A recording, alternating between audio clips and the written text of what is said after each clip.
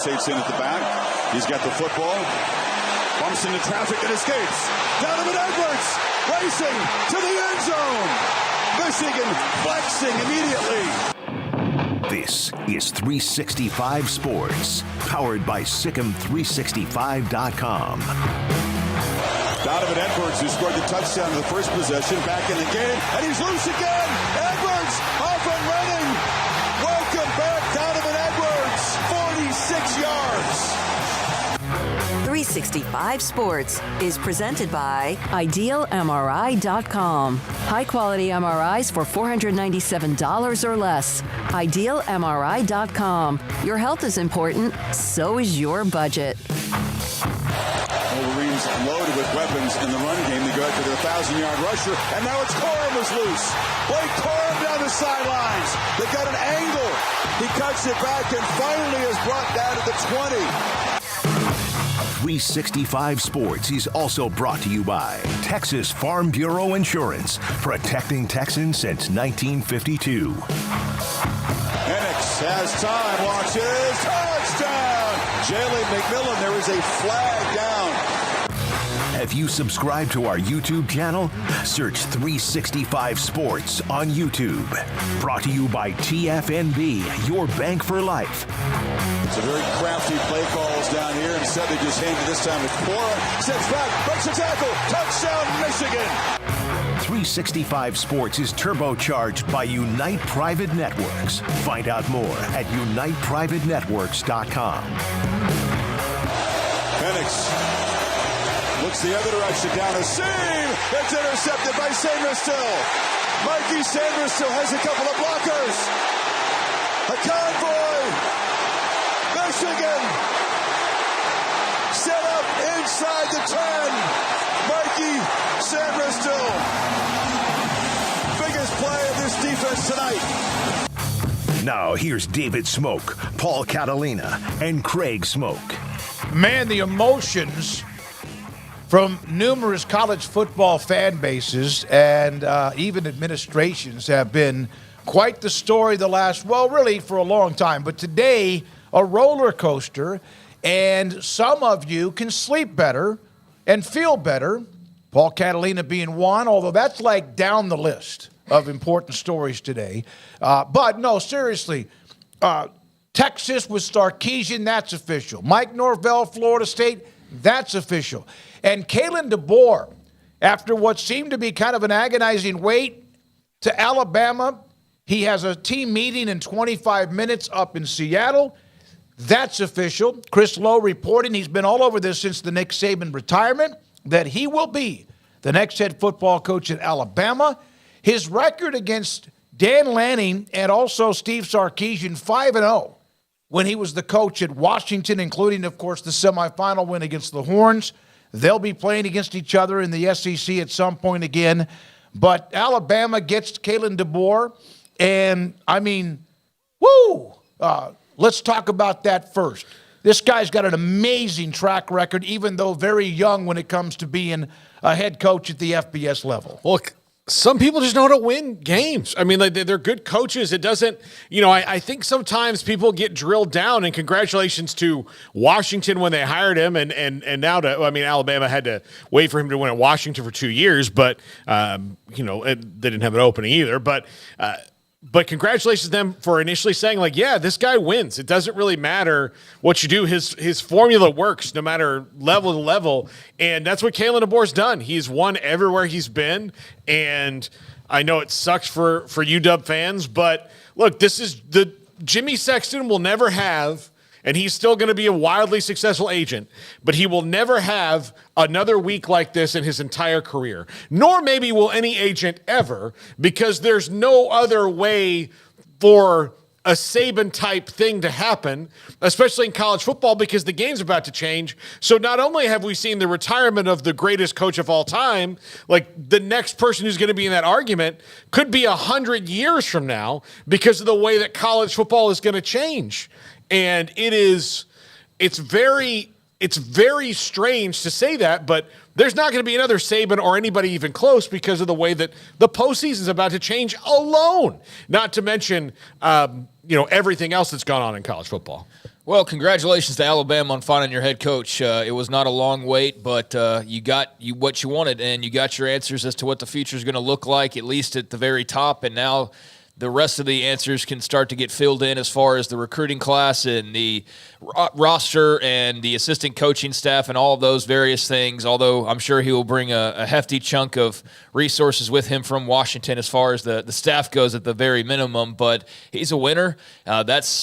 That's the easiest and most simple thing to say about this. I mean, there's not many guys who could have gone there across the country, no matter the big names or not, that have a more impressive resume than he does as far as just winning football games. I mean, 104-12 in his career, had the 5 years at Sioux Falls where he was 67-3, including 3 NAIA championships.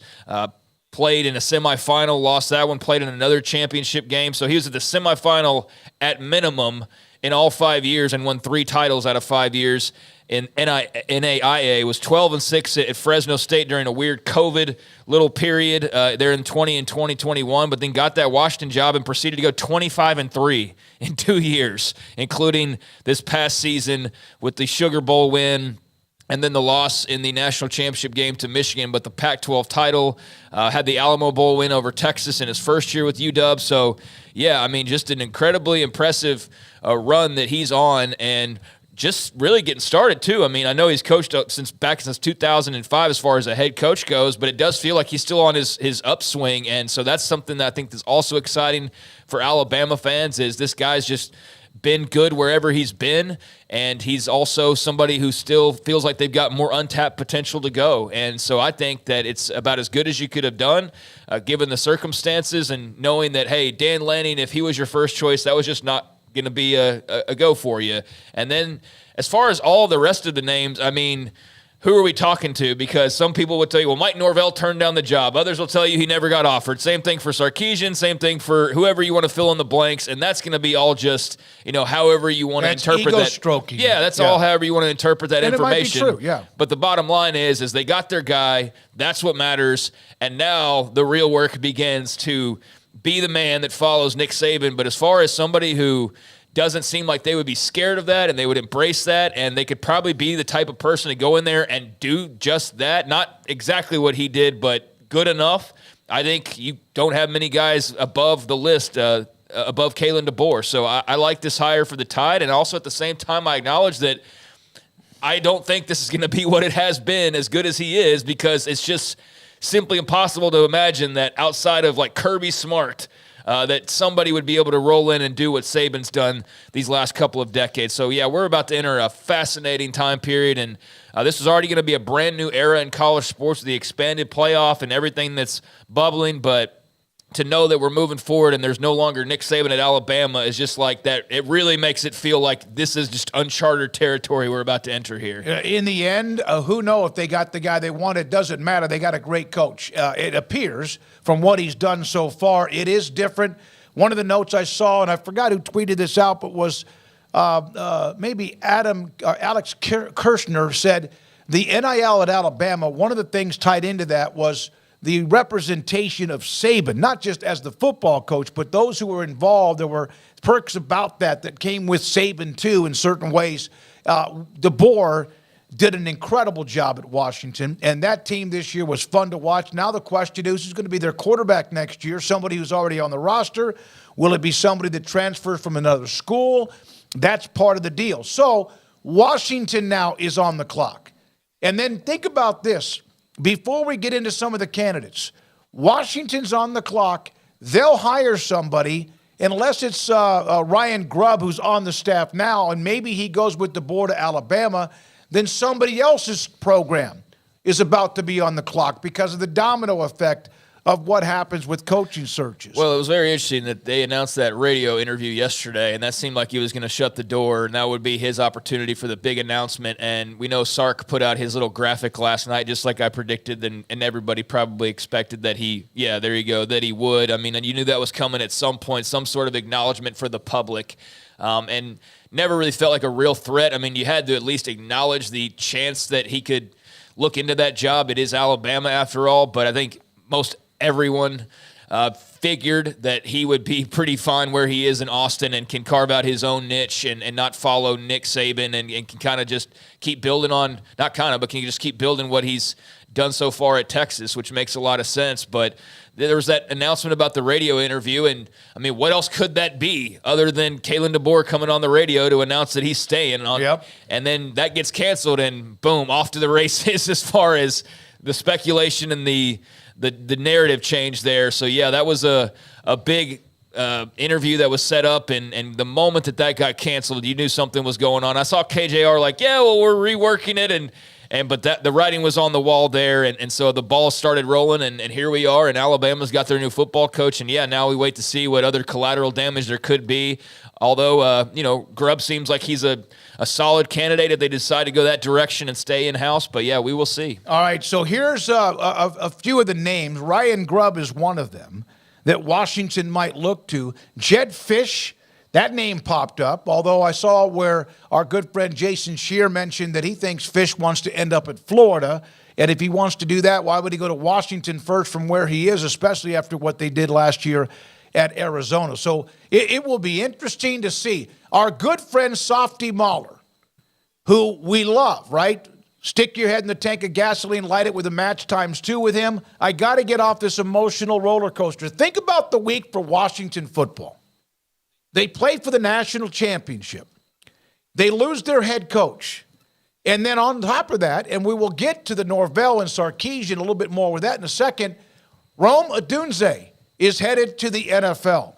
The players that they have lost already at Washington since they played for the national championship include McMillan, Polk, Penix, Odunze, and there's also a couple of others on that list. Some of that just because of attrition, eligibility, the NFL, and more. Their running back Dylan Johnson announced today as well. Yeah, so he's another one. They lost pretty much everybody. So that was a factor on offense.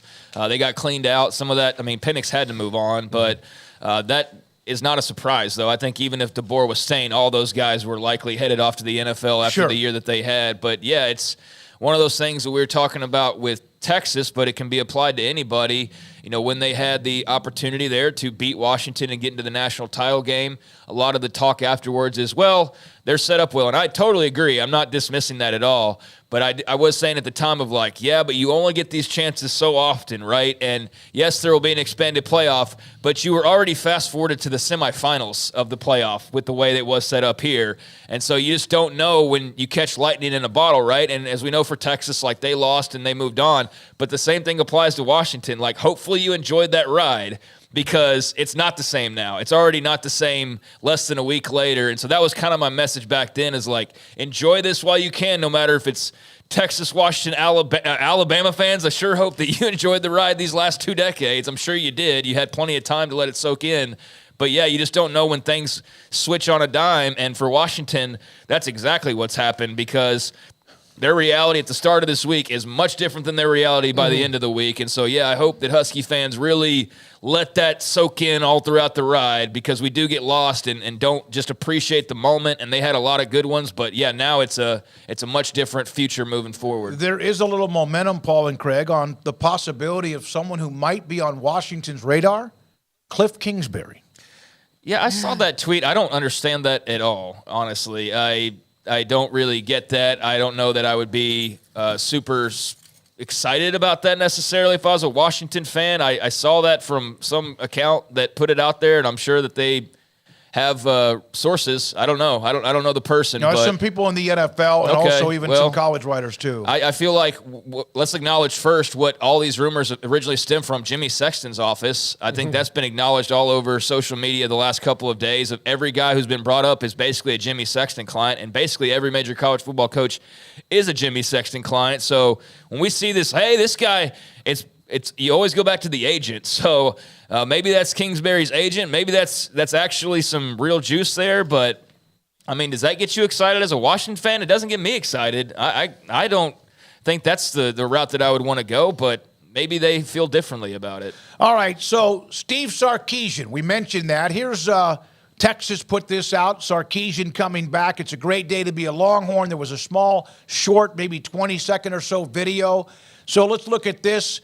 everybody wins who was attached to Jimmy Sexton, but also anyone's name that was brought up. And that's one of the few places where you could say, listen, Alabama's great, and it is the job of all jobs.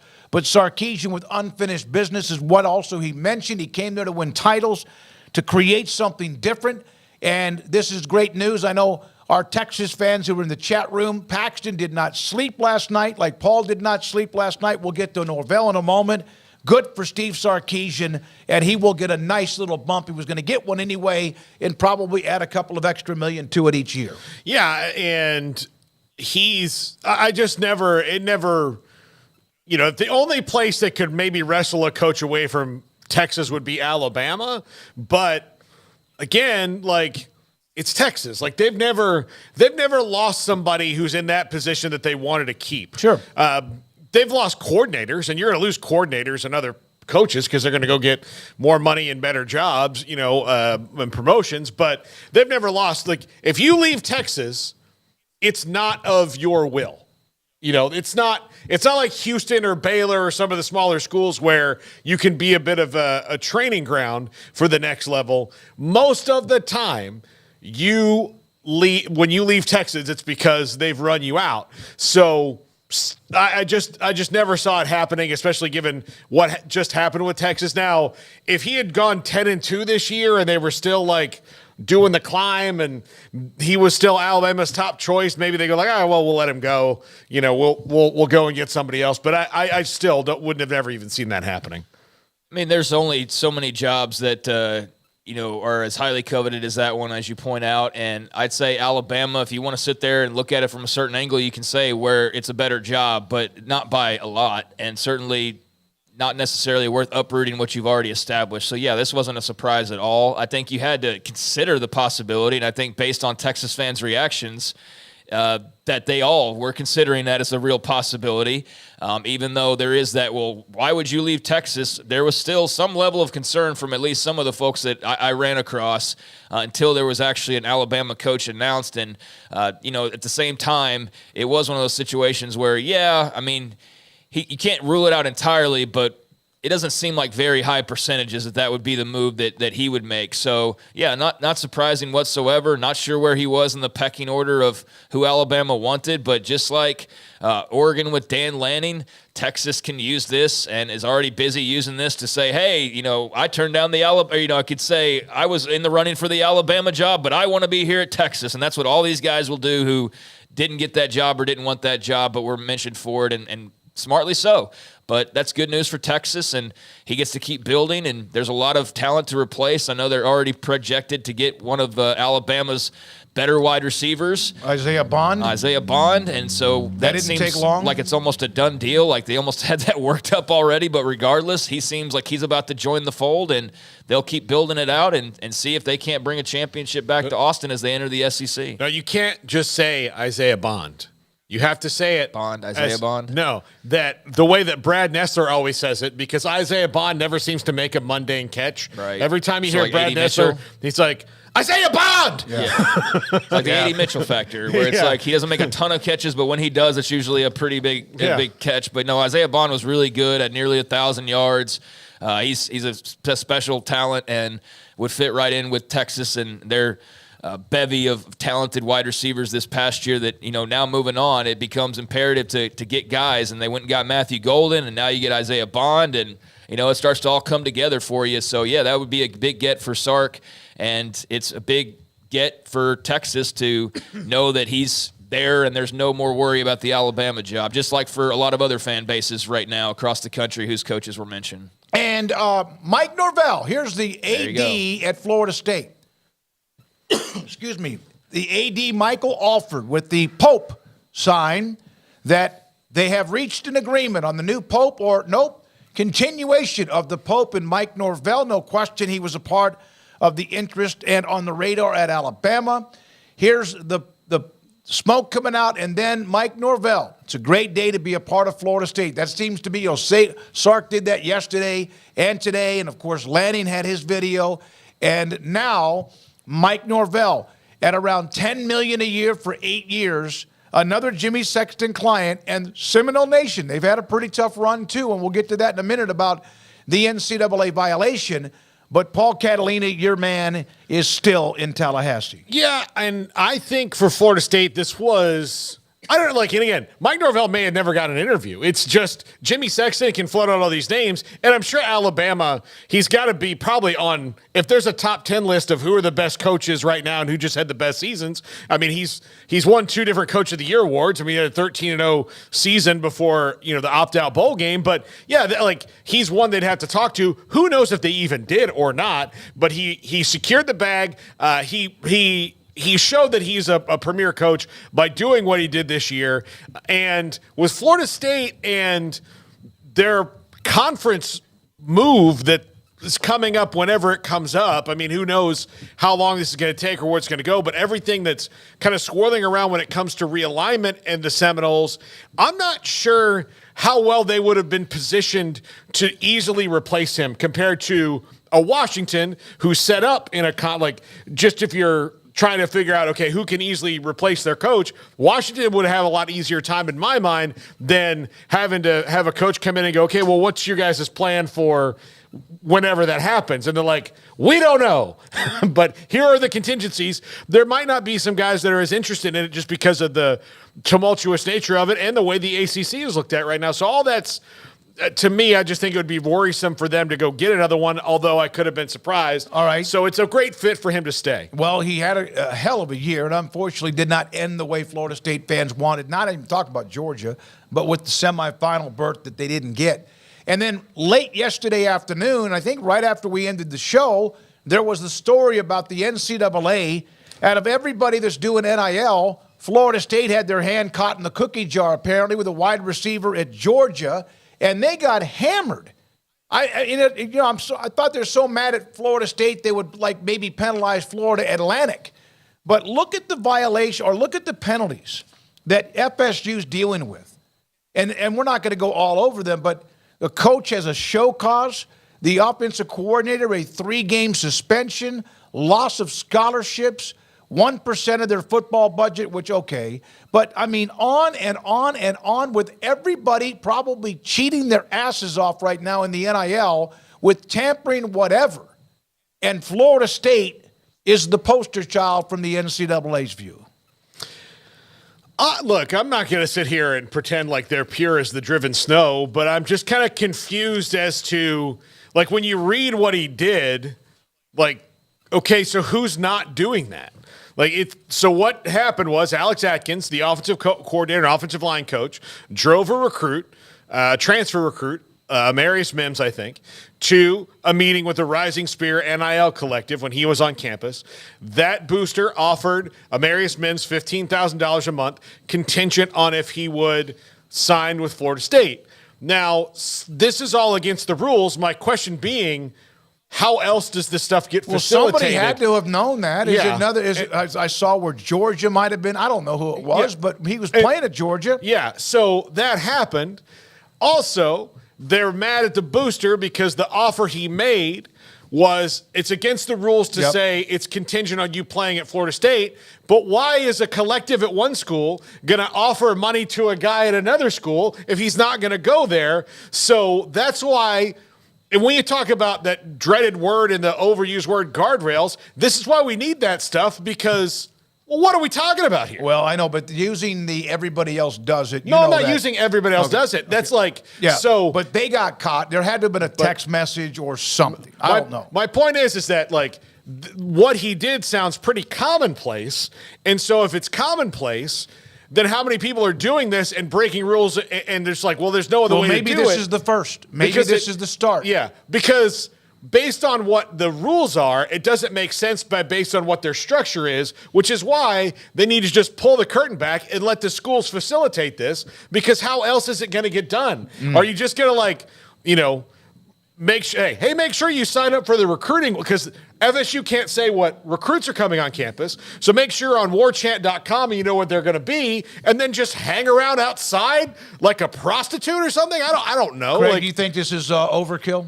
I think the NCAA is trying to flex their muscle and do what they can to set an example. And just so happens that Florida State's the one that I guess they had the enough proof to be able to pull it. I mean, it's a negotiated settlement. We didn't mention that. Like, Florida State had to agree to these penalties. Yeah. So they had a conversation already. This wasn't the NCAA just dropping this in their lap. This was agreed upon, right? So Florida State said, okay, yeah, we got busted, and these are the punishments that we agreed to. So I think that has to be acknowledged, because it'd be one thing if it was just the NCAA says, hey, here you go, and then Florida State's like, what? And then they have to react to it. So I think this is just an example being set. I mean, they clearly got caught, I guess, violating, and there wasn't much of an argument against that. But my whole thing with NIL, and when I know people get bothered by the term guardrails, which I don't really understand that. I guess if you're somebody who's trying to take advantage of the situation, because I do see a lot of these sports agents that, like, they're just anti anything that's not like just free,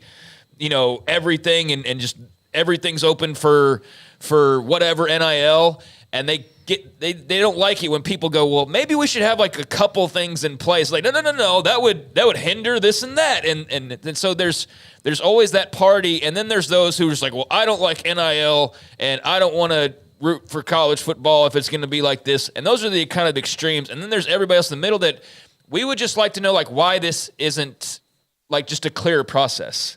Like, why is a guy having to bring somebody to a place and then, but I'm not talking to you, but you're going to be talking to this guy, and I'm going to leave the room, and I'm not going to know what y'all are talking about, even though I know what y'all are talking about because I brought you here and set up this meeting, but I got to pretend like I don't, and I can't be in the meeting, but then y'all talk what y'all talk about, and then when y'all, like, you know what I'm, like, so why can't we just do this?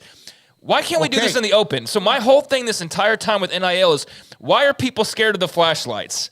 You know, why are you scared of the lights getting turned on? What nefarious things are going on behind the scenes where you are so worried about rules that it's not about the player and their free market and this and that. It's because you're still trying to cheat. Yes. That is why you don't want anything in terms of guardrails, because this situation should be much more clear-cut. It should not be like guys having to leave the room at times. Well, it should just be up front and out in the open. And so that's why there were clearly rules that were violated in this instant. And, they got caught for it. But, this needs to get cleared up and cleaned up a bit. We will hear about a 2-minute clip from Nick Saban when he was asked by Reese Davis, not right now, but asked by Reese Davis about what he would do with college football. We'll have that for you between now and our 345 with Grayson Grundhafer. Also, Pat Smith from WJOX in Birmingham will join us. He was on yesterday, now that the Alabama decision is final. Evan Stewart, lightning rod for a lot of A&M fans. He's going to Oregon with Dan Lanning. That's official. So Isaiah Bond, it seems like that's just a matter of time with Texas.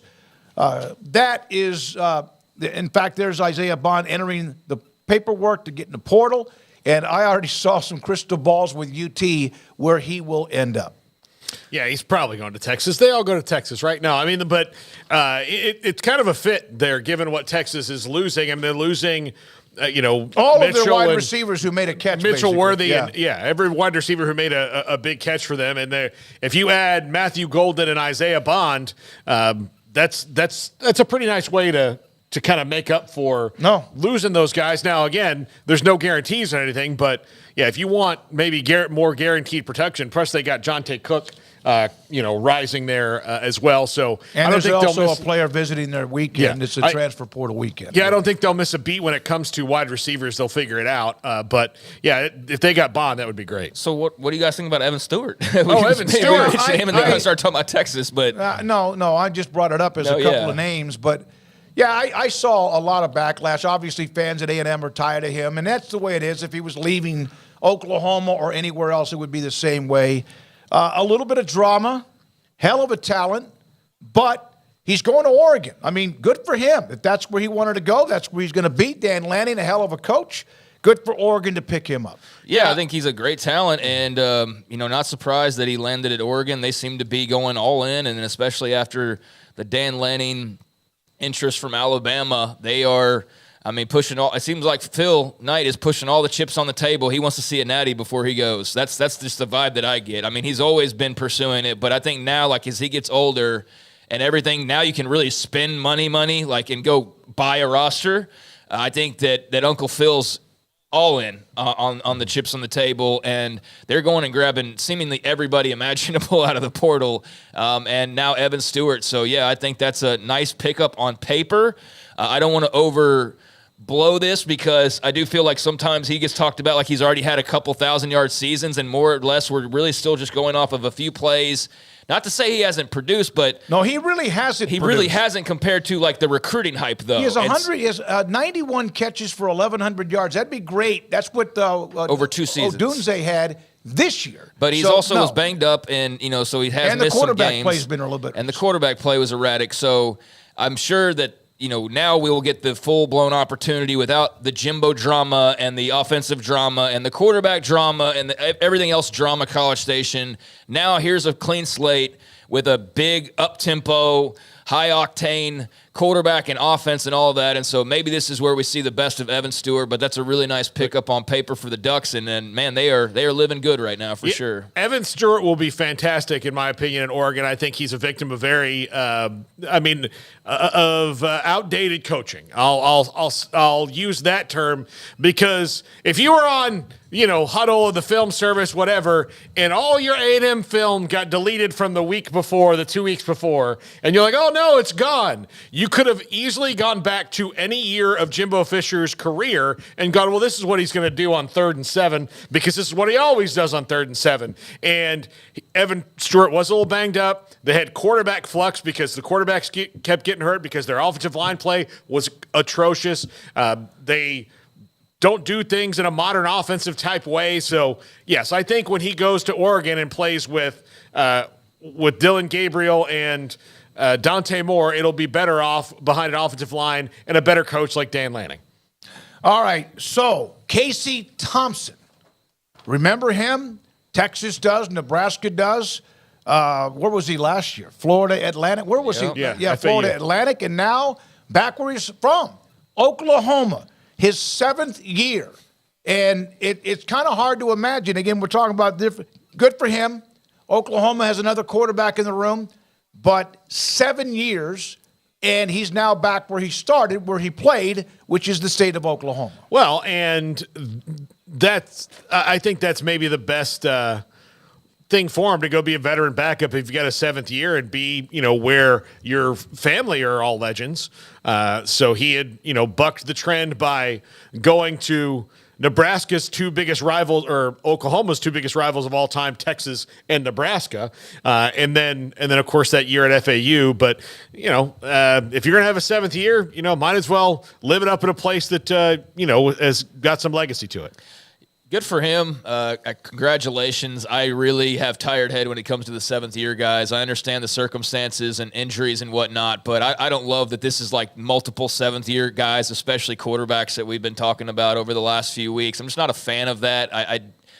I think that part of the game of college football is that you have to move on at some point and you don't get to stick around, but 4 schools over that 7 years, too. I mean, he's done a lot of moving, and it all leads him back to where his father played and where he originally was expected to go because of that tie-in. And so it's just funny how life works itself out. But, yeah, it took a long road to finally get where everybody expected him to be from the jump, and hopefully he has a healthy end to his career, and we'll see what kind of playing time he's able to get behind Jackson Arnold. But, good for Casey Thompson. I'm sure that the Thompson family is excited, even though they fully embraced him being a Longhorn years back at the outset. And, then being a Cornhusker and then being an Owl and now being a Sooner. So it's kind of poetic that it rounds back to this. But, good for him. And this is the take it or go final year for him for sure with this 7th year. So just interesting how that all worked out. All right, so there we are with that. We've pretty much checked most of the boxes. There's still much to get to, including our guest.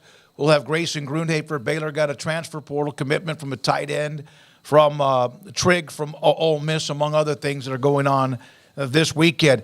We're going to do this. I know we've got to get to Grayson, but here is Nick Saban. In the interview yesterday, when we were talking about the portal, FSU getting their hands smacked, more than just hit, badly, like a principal at a Catholic school.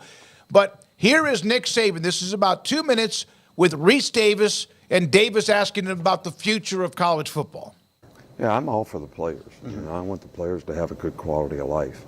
But I think in some ways, all competitive venues, I don't care if it's the NFL, Major League Baseball, I don't care what you look at, they have some parameters that creates parity and competitive balance.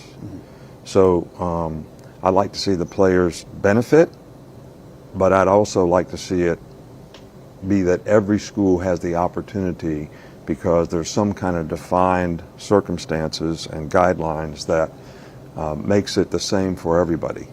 I don't care if you're at Iowa State, University of Texas, Alabama, Ohio State, or Memphis State for that matter. They all would have a chance to compete.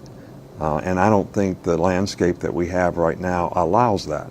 And I'd also like to see whatever that solution is, not eliminate other sports and other opportunities because of financial ramifications that would create where we can't have gymnastics or we can't have track and field. 82% of the participants in the last Olympics were trained in college. So I think that development and the opportunities created by college athletics, if we can keep that intact, I think that would be beneficial to a lot of people. At the same time, we improve the quality of life of the participants. So there's I'm all for the players. Yeah, there you go. That's Nick Saban. That's courtesy ESPN, and also Reese Davis, who had that long sit-down interview with Nick Saban on Thursday. One of the things that I've seen about Kalen DeBoer and Alabama is a lot of it will also depend. He's a hell of a coach. Who's going to be on his staff to recruit Alabama? Alabama's like a handful of other schools where that in itself, by just saying that, will get players on your campus.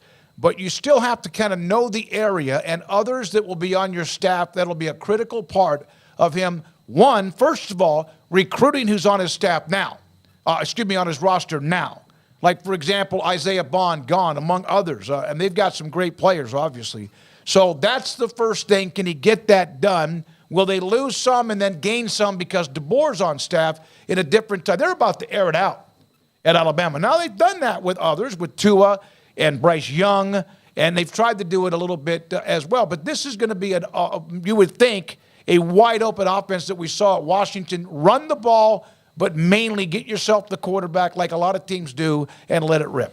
Yeah, I'm curious to see if Jalen Milroe does in fact stay, because who knows, when a new coach comes in, what they do with him, because he's a lot different quarterback than Michael Penix is. And it'll be curious. I don't think you should worry, when you got a coach that's been as good as Kalen DeBoer, you hear it when somebody moves in, are they going to be so confused about where they live? He's not going to go coach in Chile. I mean, he's in the United States. He'll figure it out. And then again, it's about, okay, who do I hire? Or who do I bring on this staff that is going to get me in the door better with the coaches that the high school coaches and the high school athletes, they're in this region. And those things will work out because, again, it's when he calls those coaches, he's calling as the head coach at Alabama. So it's not like they're going to be like, I've never heard of this place. So he'll be fine. Yeah, he just doesn't have the Saban draw. That there's the Alabama draw on its surface, but then there's other schools that compete with that. But then there's the opportunity to play for Nick Saban. So how attractive is it to now go to play for Alabama and play for Kalen DeBoer versus Ohio State, Texas, the various other rogues gallery members when it comes to Alabama and their recruiting and their competition. But I think that the Jalen Milroe part is going to be one of the most fascinating. I know the other day he was supposed to be at that Earl Campbell banquet, and they had to cancel his trip because the SID that was coming with him was basically called into emergency. He had to be there to answer the ESPN calls and to set up the Saban interviews and do all these various things. And I was thinking about it, and Milroe too, I'm sure, wants to be there on campus and be around his teammates and just kind of take it all in, all the emotions of their head coach retiring. But I also told somebody, I'm sure his phone was already blowing up the moment that was announced of hey, here's so-and-so from so-and-so. What, coaching, just like everybody else on Alabama's roster, Isaiah Bond and whoever else, all probably got those messages. But just in general, I think for Jalen Milroe, he's got that to take on. But also, what is his future with DeBoer now as the head coach? I mean, is he the quarterback that he's going to want. I don't know that to be the case. And so that is a big piece of the puzzle that will need to be answered. And we'll find out, I'm sure, in short order as they begin their pursuit of filling out that roster. But you would think, based on just what we've seen recently, that could be a pretty strong possibility. And then, boom, all of a sudden, perhaps there's this super talented athlete that's suddenly in the portal. So, yeah, there's a lot of dominoes that are just sort of teetering very slowly right now, but pretty soon you're going to start knocking those over. And the biggest one, just finding your head coach, was knocked over today and has now started the process of filling out the staff, addressing the roster, Milroe being one of those, and so on and so forth. And then also all the vultures circling to come and pick at the carcass and pick up whatever meat they can from that Alabama roster. So there's still a lot to unpack from Saban's decision earlier this week. But the coaching part of it, at least that part of it got done in pretty quick order for Alabama, and they could start working on all those other things. Yeah, I would have thought that had this dragged into the weekend, you could really have some collateral. You're going to lose some players. That's going to happen no matter who you are when you leave. You probably wouldn't have, Alabama was losing players when Saban was still the head coach. But I would have thought then, like somebody reached out to me, remember, this is not comparing the same apple. This is when Solich was fired by Nebraska. Steve Peterson thought he could go out and get like anybody he wanted. It took 41 days for them to find, and eventually it was Bill Callahan, and that was a mess. And this was not going to happen with Alabama, but when you let Sark know, Norvell, whatever would know or even contacted, which you know there was some at least reaching out to them. Well, it got to a then point. You got to DeBoer, and you wonder, like, okay, if DeBoer says no, what's next? It's not going to be Tommy Rees. His name was brought up.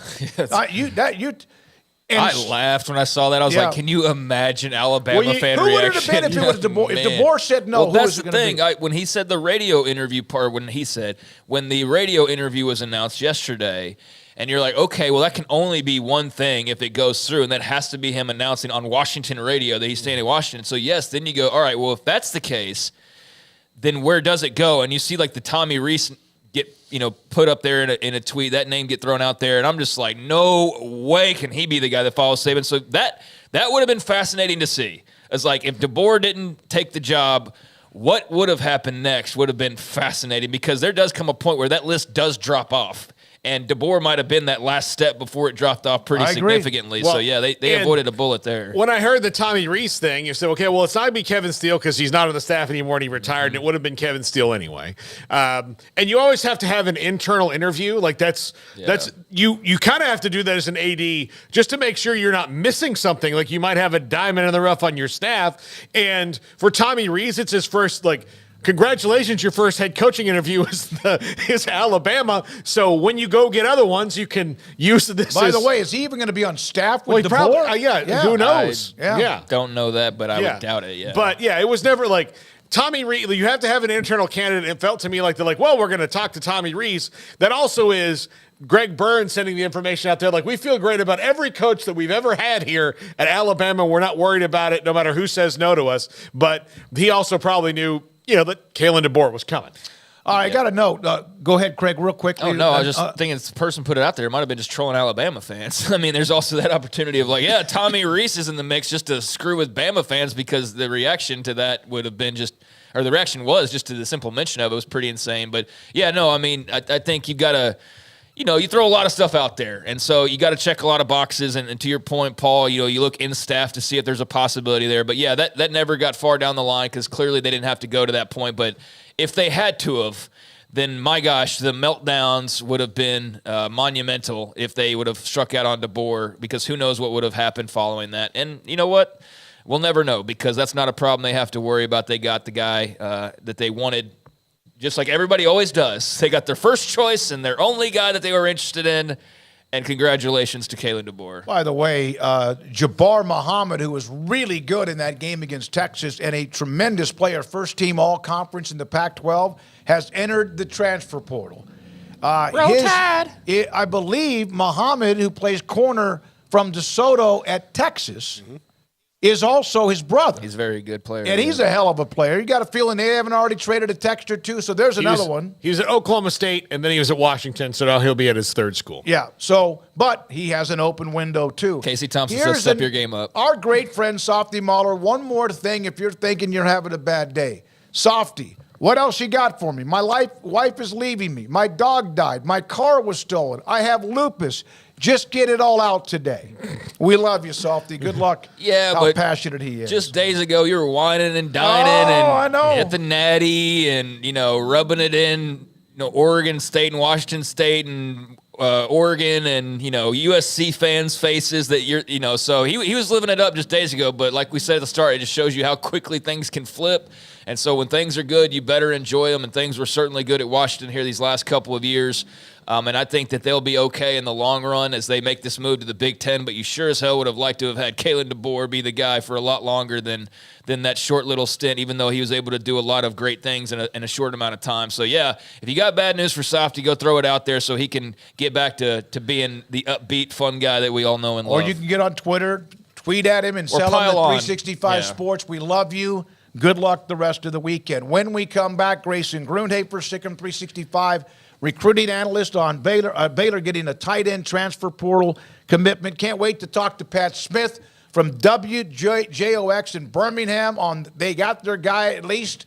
Alabama has a head coach in Kalen DeBoer. Much to get to today as we also enter the NFL playoff weekend. John McClain and Mickey Spagnola. Hope you've had a great Friday. This is 365 Sports.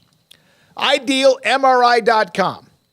They're going to find out what has created issues with you when you walk, when you sit down. You can't quite be as active as you used to be. You don't sleep well because something's you turn from one side of your body to the other. Might be your neck, knee. You've hurt yourself, sprained something, and your doctor wants a better look. Ideal MRI inside the Central Texas marketplace in the southern part of 35 in Waco is going to find it. And they're also going to help save you a ton of money. They have a state-of-the-art technology MRI machine. The Texan specialists are really good because they've helped me. I've been in that machine 3 different times. And I usually get a little bit, gun-shy with any kind of claustrophobic issues. They've helped me out. They're amazing. They really are. And it's $497 or less every single time. So you save a ton of money. The average is $1,100. Cost of health is, of course, very difficult based on your insurance or not. Dr. Rob Maxey and his staff have done an amazing job of setting up a place for you. It's worth the drive an hour or two to save the money and get the images your doctor and you want very soon after the time that you get inside the machine at IdealMRI.com. The savings continue with the Start Something New sales event at Allen Samuels in Waco. Right now, get a 2023 Ram 1500 Laramie Crew Cab 4-wheel drive with $15,000 off MSRP or 2.9% for 72 months. Or a 2023 Ram 1500 Lone Star Crew Cab 4-wheel drive with $12,000 off MSRP or 2.9% for 72 months. Plus a special discount for first responders only at Allen Samuels. Come by, let's be friends.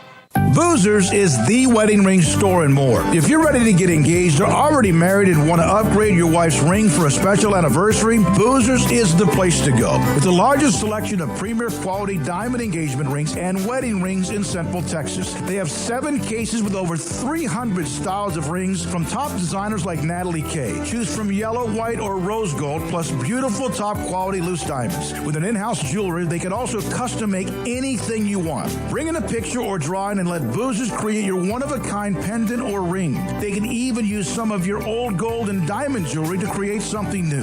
At Boozers, you'll find a great selection of quality timepieces, and Boozers is the place for expert watch maintenance and repairs, too. They specialize in expert Rolex watch repair for fine jewelry, watches, custom work, and more. Go to Boozers on Valley Mills and Lake Air Drive in Waco.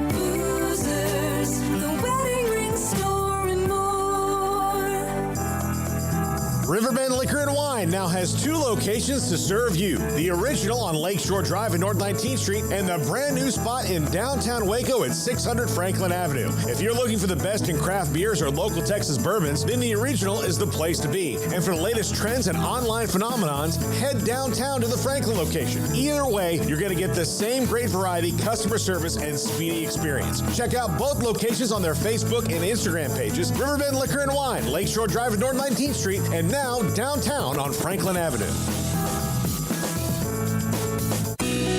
Let Camille Johnson Realtors guide you seamlessly through the process of buying your dream home or selling your current one. Commercial, farm and ranch, or residential, Camille Johnson Realtors can smoothly and successfully lead you through any transaction. With a team of 28 experienced agents who are excited about serving you, Camille Johnson Realtors services the entire greater Waco area. If you're in the market to buy or sell, contact Camille Johnson Realtors, 104 Midway Center in Woodway, or find them online at www.camillejohnson.com. Camille Johnson Realtors, elegant, charming, warm. Welcome home. Stepping into a new pair of boots is great, but stepping into the boots of a U.S. Army officer can also add confidence and leadership skills to your son or daughter's career path. There are more than 150 occupational specialties to help them find the best fit for their future. See all the things your son or daughter can achieve in our boots at GoArmy.com. U.S. Army Waco Recruiting Company, 254-598-8131 or 254-776-1543. This is 365 Sports. The 3 o'clock hour is sponsored by Waco Custom Marketplace. Meats, sweets, Texas treats, and a cut above the rest. 425 Lake Air Drive, Waco. 352, Grayson Grundhafer, recruiting analyst for 365 Sports and Sikkim365.com, co-host with Craig on the Bearcast, joins us. And so tell us about Michael Trigg. They have lost some tight ends. Tell us a little bit, Grayson, about what this means for Baylor, the pickup from the kid from Ole Miss. Right. So this was a guy who visited over the weekend, and he was kind of a later addition, I would say, but clearly the top tight end priority for this Baylor staff. They even canceled another guy who was supposed to visit, but they canceled on him because Trigg was the guy they really wanted at the tight end position. And, you know, before I dive into Trigg, you know, they lost Drake Dabney, obviously, to TCU, who had a big year for them a year ago. And then Jake Roberts elected to transfer as well. And I think what you're seeing with this addition of Michael Trigg is you're seeing a guy who is clearly more what they want at the tight end position. And what I mean by that is just much more athletic, much more of a polished receiver than what you'd be getting from, you know, a Jake Roberts type. And I think because of that, you know, this was a perfect addition for them to try to make this offense go even more than what it has been. They've been looking for offensive playmakers, and I think he fits that mold of kind of what they're looking for as a, you know, down the field threat, a red zone threat, and just an athletic playmaker who they can utilize in multiple ways. Now, you know, you look through his career, and he's had many ups and downs. You know, really hasn't got it all completely together for a season. He's only played 15 career games over the course of 3 years at USC and Ole Miss. In total, has 330 yards, 5 touchdowns. You know, he's been pretty good, has had moments of flashes. You know, the 2 spring games at Ole Miss really dominated. When you look at, you know, 2022 he had 89 yards and 3 touchdowns, and last year 138 yards and a touchdown, but it never truly translated once at Ole Miss. And then, of course, this year he only played in 3 games before electing to hit the transfer portal and preserve another year of eligibility, which does mean he has 2 years of eligibility when he arrives at Baylor. But in general, you're looking at a very, very talented playmaker, a guy who was, you know, a 4-star prospect in the 2021 class, a top 150 player, a guy with 49 offers from Alabama, Georgia, LSU, Ohio State, Oregon, Penn State, including many, many others. So you're looking at a guy with very high NFL upside. Grayson, how do you think the tight end position will be different in Jake Spavital's offense? Yeah, asked to do a whole lot more as a receiver and a whole lot less as a pass blocker and run blocker. And for that reason, this pickup makes a ton of sense, right? Because, you know, he has had moments of being a pass blocker and a run blocker, but not very many. And when he has it, it's not something that I would say he's, you know, really good at. I think it's a quality that he's still working on. But as a pass catcher, that's where he's going to be utilized a ton in the slot.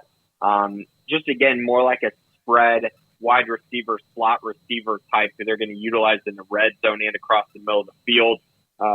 Just going to be very, very reliable and very different than, you know, what Baylor had, you know, the past few years with Jeff Grimes, where you're asked to do more developmental routes, a lot more play action, a lot more, movement, a lot more motion.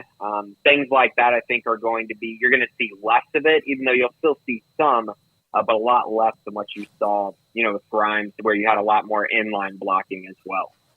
So I know that when we do the Bearcast, we'll reset all of this and talk about needs and things like that, but they are now up to 7 commitments, and there are 4 on the offensive side, or now 5, of the 7 are now on the offensive side, with the quarterback, couple O-linemen, a receiver, and now the tight end in Trigg. Grayson, I'm imagining they would love to have some more big boys up front, but where do you see them kind of sitting as far as offensive pursuits go? Are they still wanting more skill guys after landing a tight end? How do you view that?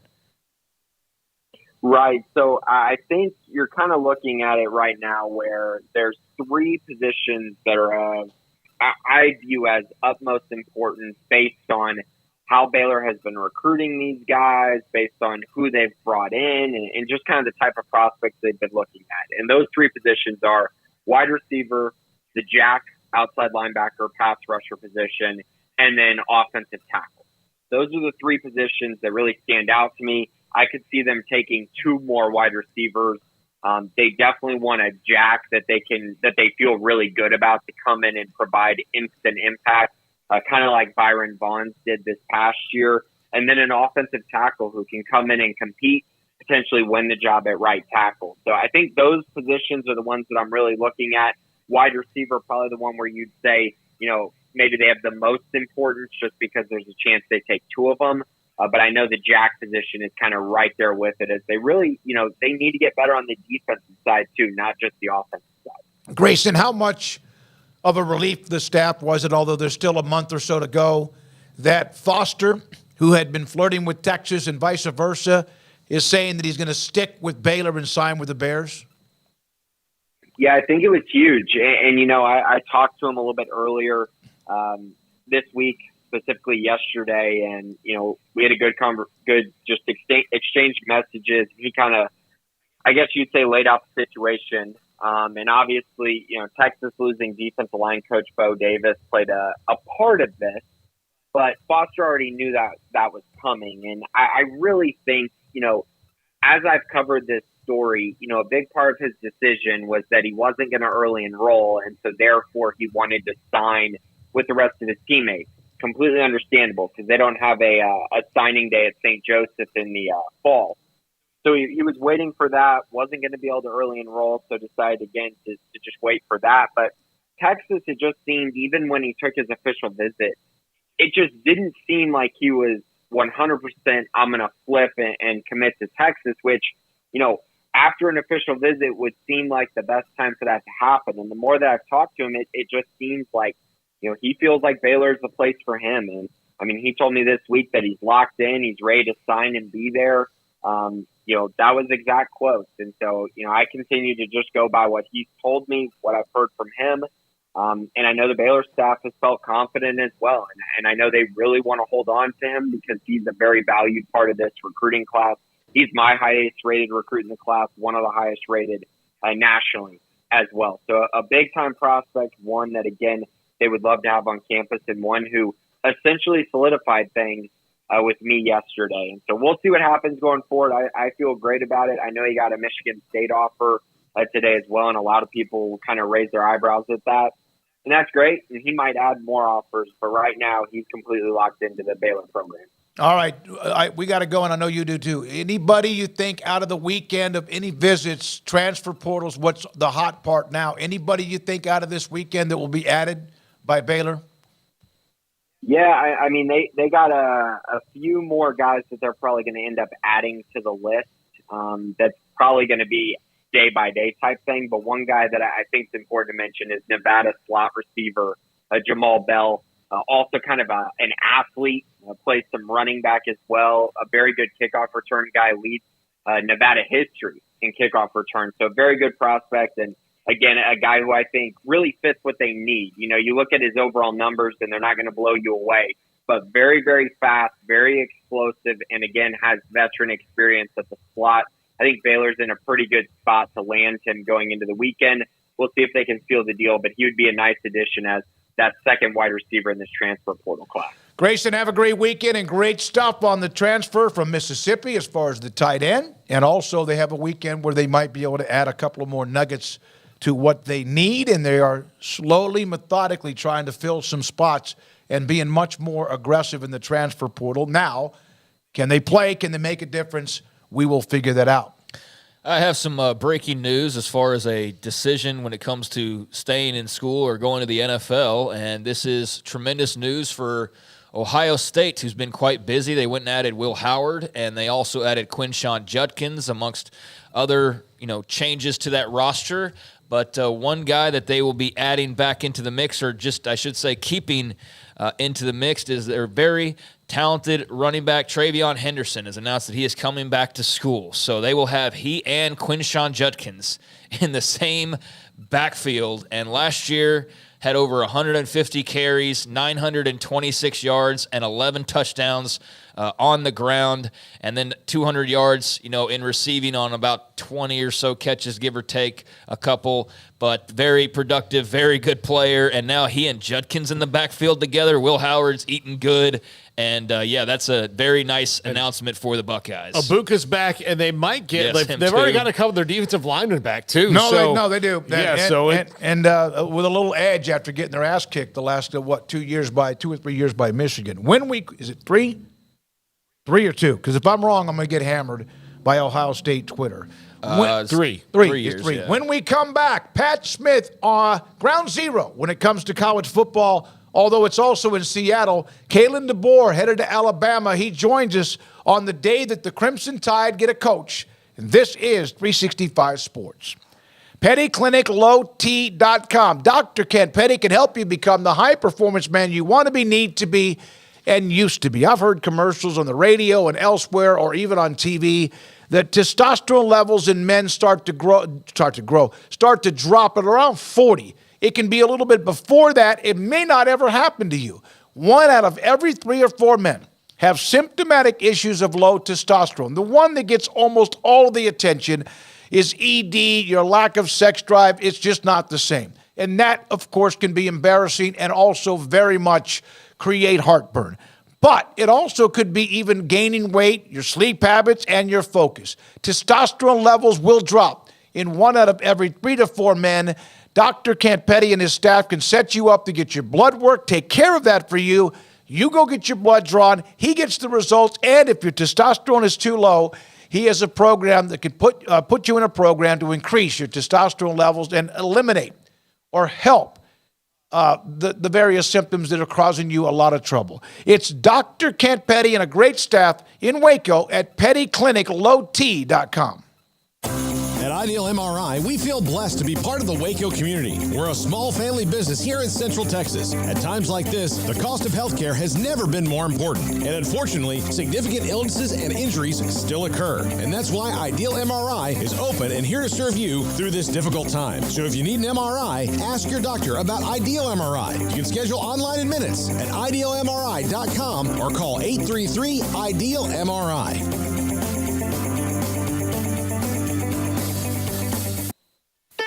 Don Humidor, your home with a 48-foot walk-in humidor with the elite cigar brands from around the world, including the #1 cigar of the year, Aging Room Cuatro Nicaragua. Plus, they have the great brands like Macanudo and Artur Fuente, Rocky Patel, Aston, and so much more. CBD, great for sore muscles, aches and pains, sleep, Vita Dreams, and anxiety, mild depression, general health and wellness. Their staff very knowledgeable on the subject. If anyone is curious about CBD, ask Carol and Ashley. Don Humidor in the Townwest Shopping Center off Valley Mills in Waco.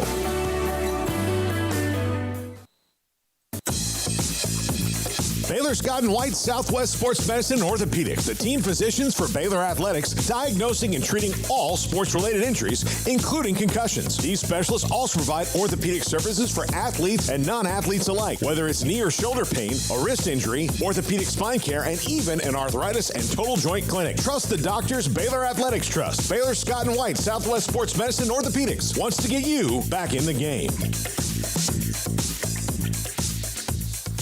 Waco Custom Marketplace is your hometown grocery store with a full-service butcher shop and bakery. Hi, this is David Smoak. The butcher shop can take your customized orders for seafood, pork, and poultry and custom cut your favorite steaks from bacon-wrapped fillets, sirloin steaks, bone-in ribeyes, boneless ribeyes, and even prime rib. Cut specifically the way you want, the thickness that you want. They're all delicious. They have Norwegian salmon, mahi-mahi, catfish fillets, sliced ham or turkey, variety of cheese, and several options of sausage links, and even regular jalapeno or cheese snack sticks, fresh chicken breast or whole chickens, sliced bacon, pork chops, and ground beef, marinated beef or chicken fajitas, and always large briskets and tri-tip available, plus fresh vegetables. So the great product, customer service, and tradition continues at Waco Custom Marketplace, a full-service butcher shop and bakery, open Monday through Saturday. The Bauer family, Waco Custom Marketplace, 425 Lake Air Drive in Waco, or WacoCustomMarketplace.com.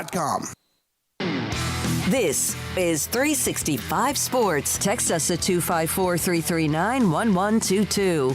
The text line is sponsored by Riverbend Liquor and Wine, with the most extensive variety of craft beer in Waco. A hidden gem on Lakeshore Drive and 19th Street. He's been our go-to guy yesterday with WJOX in Birmingham. Pat Smith joins us on 365 Sports, also three-man front. Pat, yesterday we were trying to figure out just the reaction to Saban's retirement, and then all of a sudden I started to wonder how long this might linger, but Burns said within 72 hours, Crimson Tide have Kalen DeBoer. What's been the reaction in Birmingham? It has been overwhelming. There was a little bit of trepidation as the morning kind of progressed because once again, you had all these signs overnight. You had Steve Sarkeesian getting the extension there at the University of Texas. His name had kind of garnered a little bit of steam yesterday afternoon and night. And then you had Mike Norvell. The situation happened there. So as this thing was playing out during our live radio show today, you could tell that the fan base was getting a little bit nervous. Then all of a sudden you start hearing the names of Dabo Sweeney and maybe even Lane Kiffin, who very early on in the process since Wednesday had not been a name that had been out there very much. So, but once it became official, not official because it hasn't been, Alabama hasn't acknowledged it with a press release, but it is done. But with the fans, they finally said, you know what, let's take a deep breath here. Let's take a look at this guy as a head coach.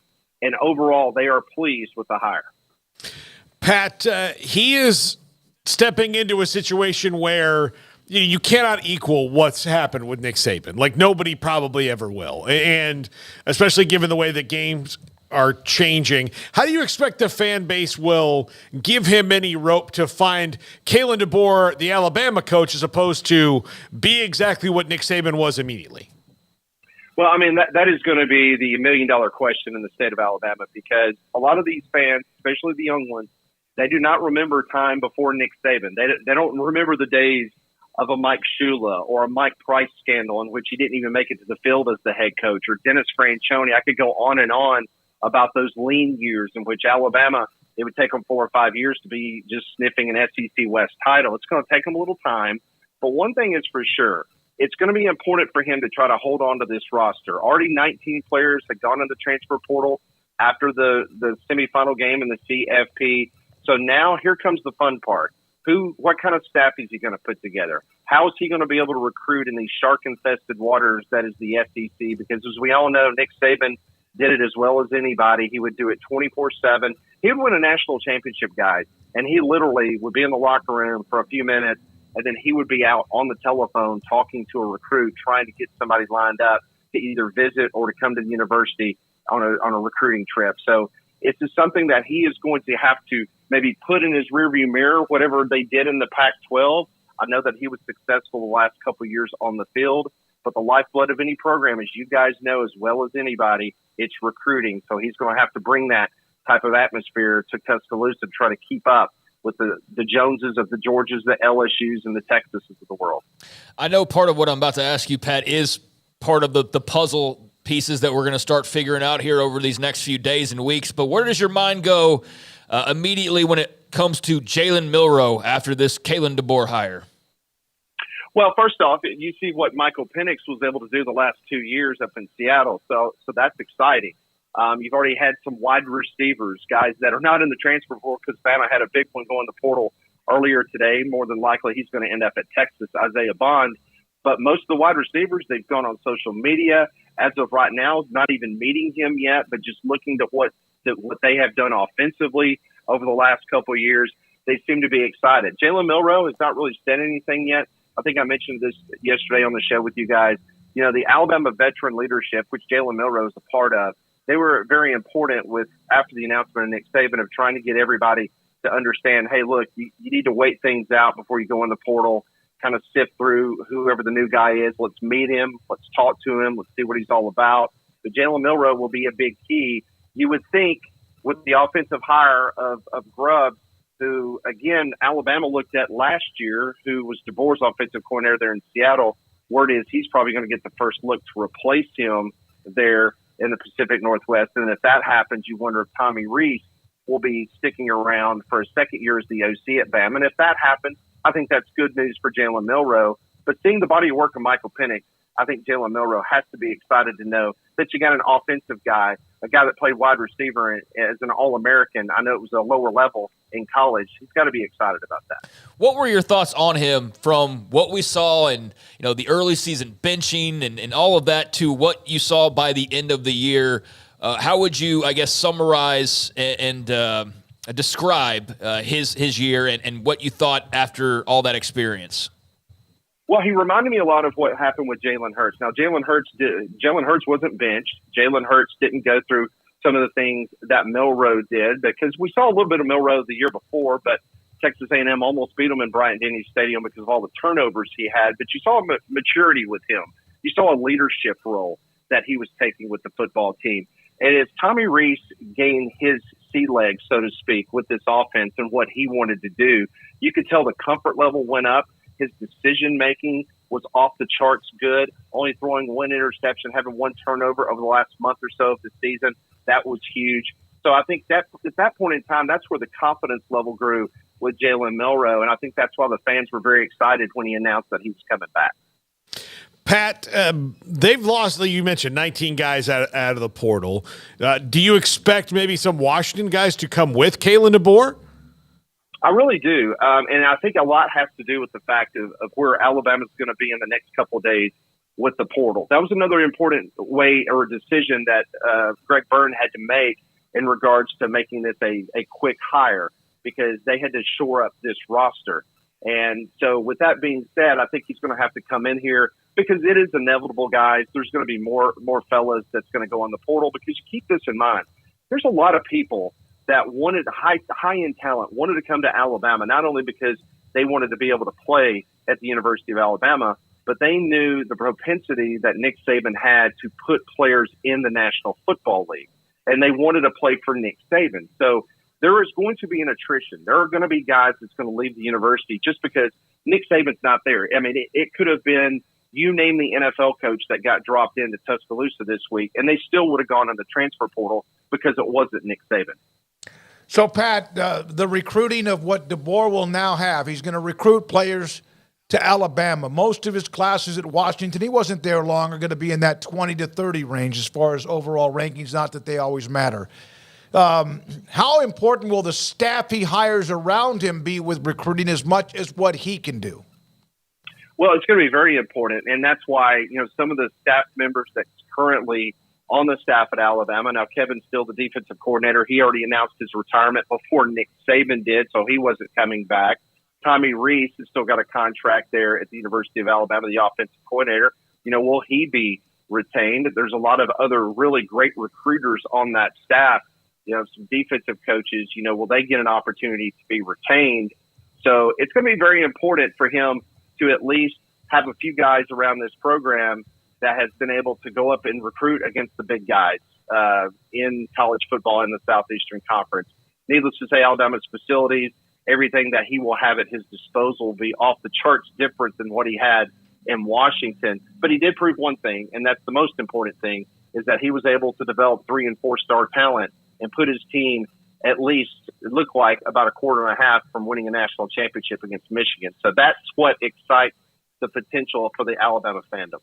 Pat, you kind of touched on some of the nerves that we're building earlier, but had DeBoer done that radio interview in Washington like scheduled and said, I'm sticking around, I mean, do you have any clue of what the next move would have been and how much panic would have set in Tuscaloosa? I mean, we'll never know, but I mean, you had to at least been thinking about, oh my gosh, if this guy doesn't want the job, then where do they go next? Well, that was the thing. Once we saw this morning that radio view was canceled because, we thought, okay, he does the interview. You know what's going to happen? He's going to go in there. You're going to see, just like Dan Lanning did yesterday or Steve Sarkeesian did last night on social media, it was going to be like, hey, we're here. We're committed. We love it here. And, let's move on. Go Huskies. But once that took place, we go, okay, there's a potential here that not only is he in play, but he potentially is going to be ultimately the guy. But if he would have ultimately said no, I had always thought, and I think I mentioned it to you guys yesterday, I thought Mike Norvell was the guy that on the original list was probably 4 or 5 deep. He was going to become maybe the safety net type candidate. But then when Norvell got a $10 million new contract a year in Tallahassee, that's when folks start going, okay, now where are we at here? That's when I think ultimately you would have had the names of Lane Kiffin and Dabo Swinney. I think both those individuals were interested in the job. I know Lane Kiffin for a fact. He would have walked from Oxford, Mississippi for the job in Tuscaloosa. He would have walked there, I promise you. But there's obviously some people that's going to make the hire in Tuscaloosa did not feel comfortable giving him the keys to the candy store, talking about Lane Kiffin. But that is an interesting story that maybe one day Greg Byrne would be able to tell us. Because officially, guys, he never offered the job to Dan Lanning. You guys know better than anybody how this stuff works with agents. And so it's Jimmy Sexton, basically is the puppeteer, the puppet master when all this stuff goes on. So no job was offered to Dan Lanning, but he took the opportunity to get probably a pay raise and to get some slogans printed on some Nike T-shirts. And then likewise, Steve Sarkeesian. I mean, I was told yesterday afternoon that Sark, the first offer that Texas had given him on a contract extension, he wasn't very happy about. So guess what? His agent needed leverage, and he got it because Alabama was interested. Yep. So boom, he gets a new deal. So man, that's the tough thing to see what was going to happen because some folks in the media were reporting names like Mike Locksley and Eli Drinkwitz and people like that. And I'm just telling you right now, that would not have flown. So somebody would have been looking to replace Greg Byrne if those were the names that was brought to the Board of Trustees to vote on. Tommy Rees wouldn't have been the next guy? No. No, it wouldn't have. That would have been Alabama. Yeah, that would have been implosion right there. No, that would not have happened. You don't replace the greatest of all time with Tommy Rees. That's just that would not have gone over well at all for Greg Byrne. But think about the life experience he gained in just that one interview. Exactly right. Yeah, absolutely. Oh my gosh. Yeah, that'd be unbelievable. Pat, I almost thought that it was going to be a baller move by Saban if this thing would have dragged on and gotten uncomfortable. That Saban would have said, hell, F it. I have an office here. I might as well just coach one more year, which I know that was not going to happen. But, man, if this thing would have lingered much longer, I think there would have been a clamoring for that. Well, yeah, I think so. And, one thing is for sure, guys, Nick Saban is still with us. Nick Saban did not die 2 days ago. Nick Saban just retired. Nick Saban is still integrated in this program. He was calling players. He was calling recruits yesterday. He was trying to make sure everybody was on the same page. Don't think for a second that Greg Byrne did not have a long, lengthy conversation multiple times about what Nick Saban thought about Kalen DeBoer. If Nick Saban didn't think Kalen DeBoer was a good football coach or an excellent football coach, he would not even be in the conversation. So with that being said, I think Nick Saban probably was a little bit more comfortable with the situation, but you know how us fans and guys in the media are. I mean, we start freaking out and we want to speculate this or that or the sky is falling. But for the most part, most Alabama fans right now, guys, it really is. Probably 3 out of 4 Alabama fans are going to tell you they're extremely pleased with this hire. Pat, they lost Bond into the portal. He's probably going to end up, there's thoughts that he could end up right back at, not back at, but go to Texas, and they, of course, are able to pick and pluck and whatever. What about Downs, who was such a huge Nick Saban? How much influence, even though he's gone, there but gone, will he have on someone like that who he really loved Caleb Downs?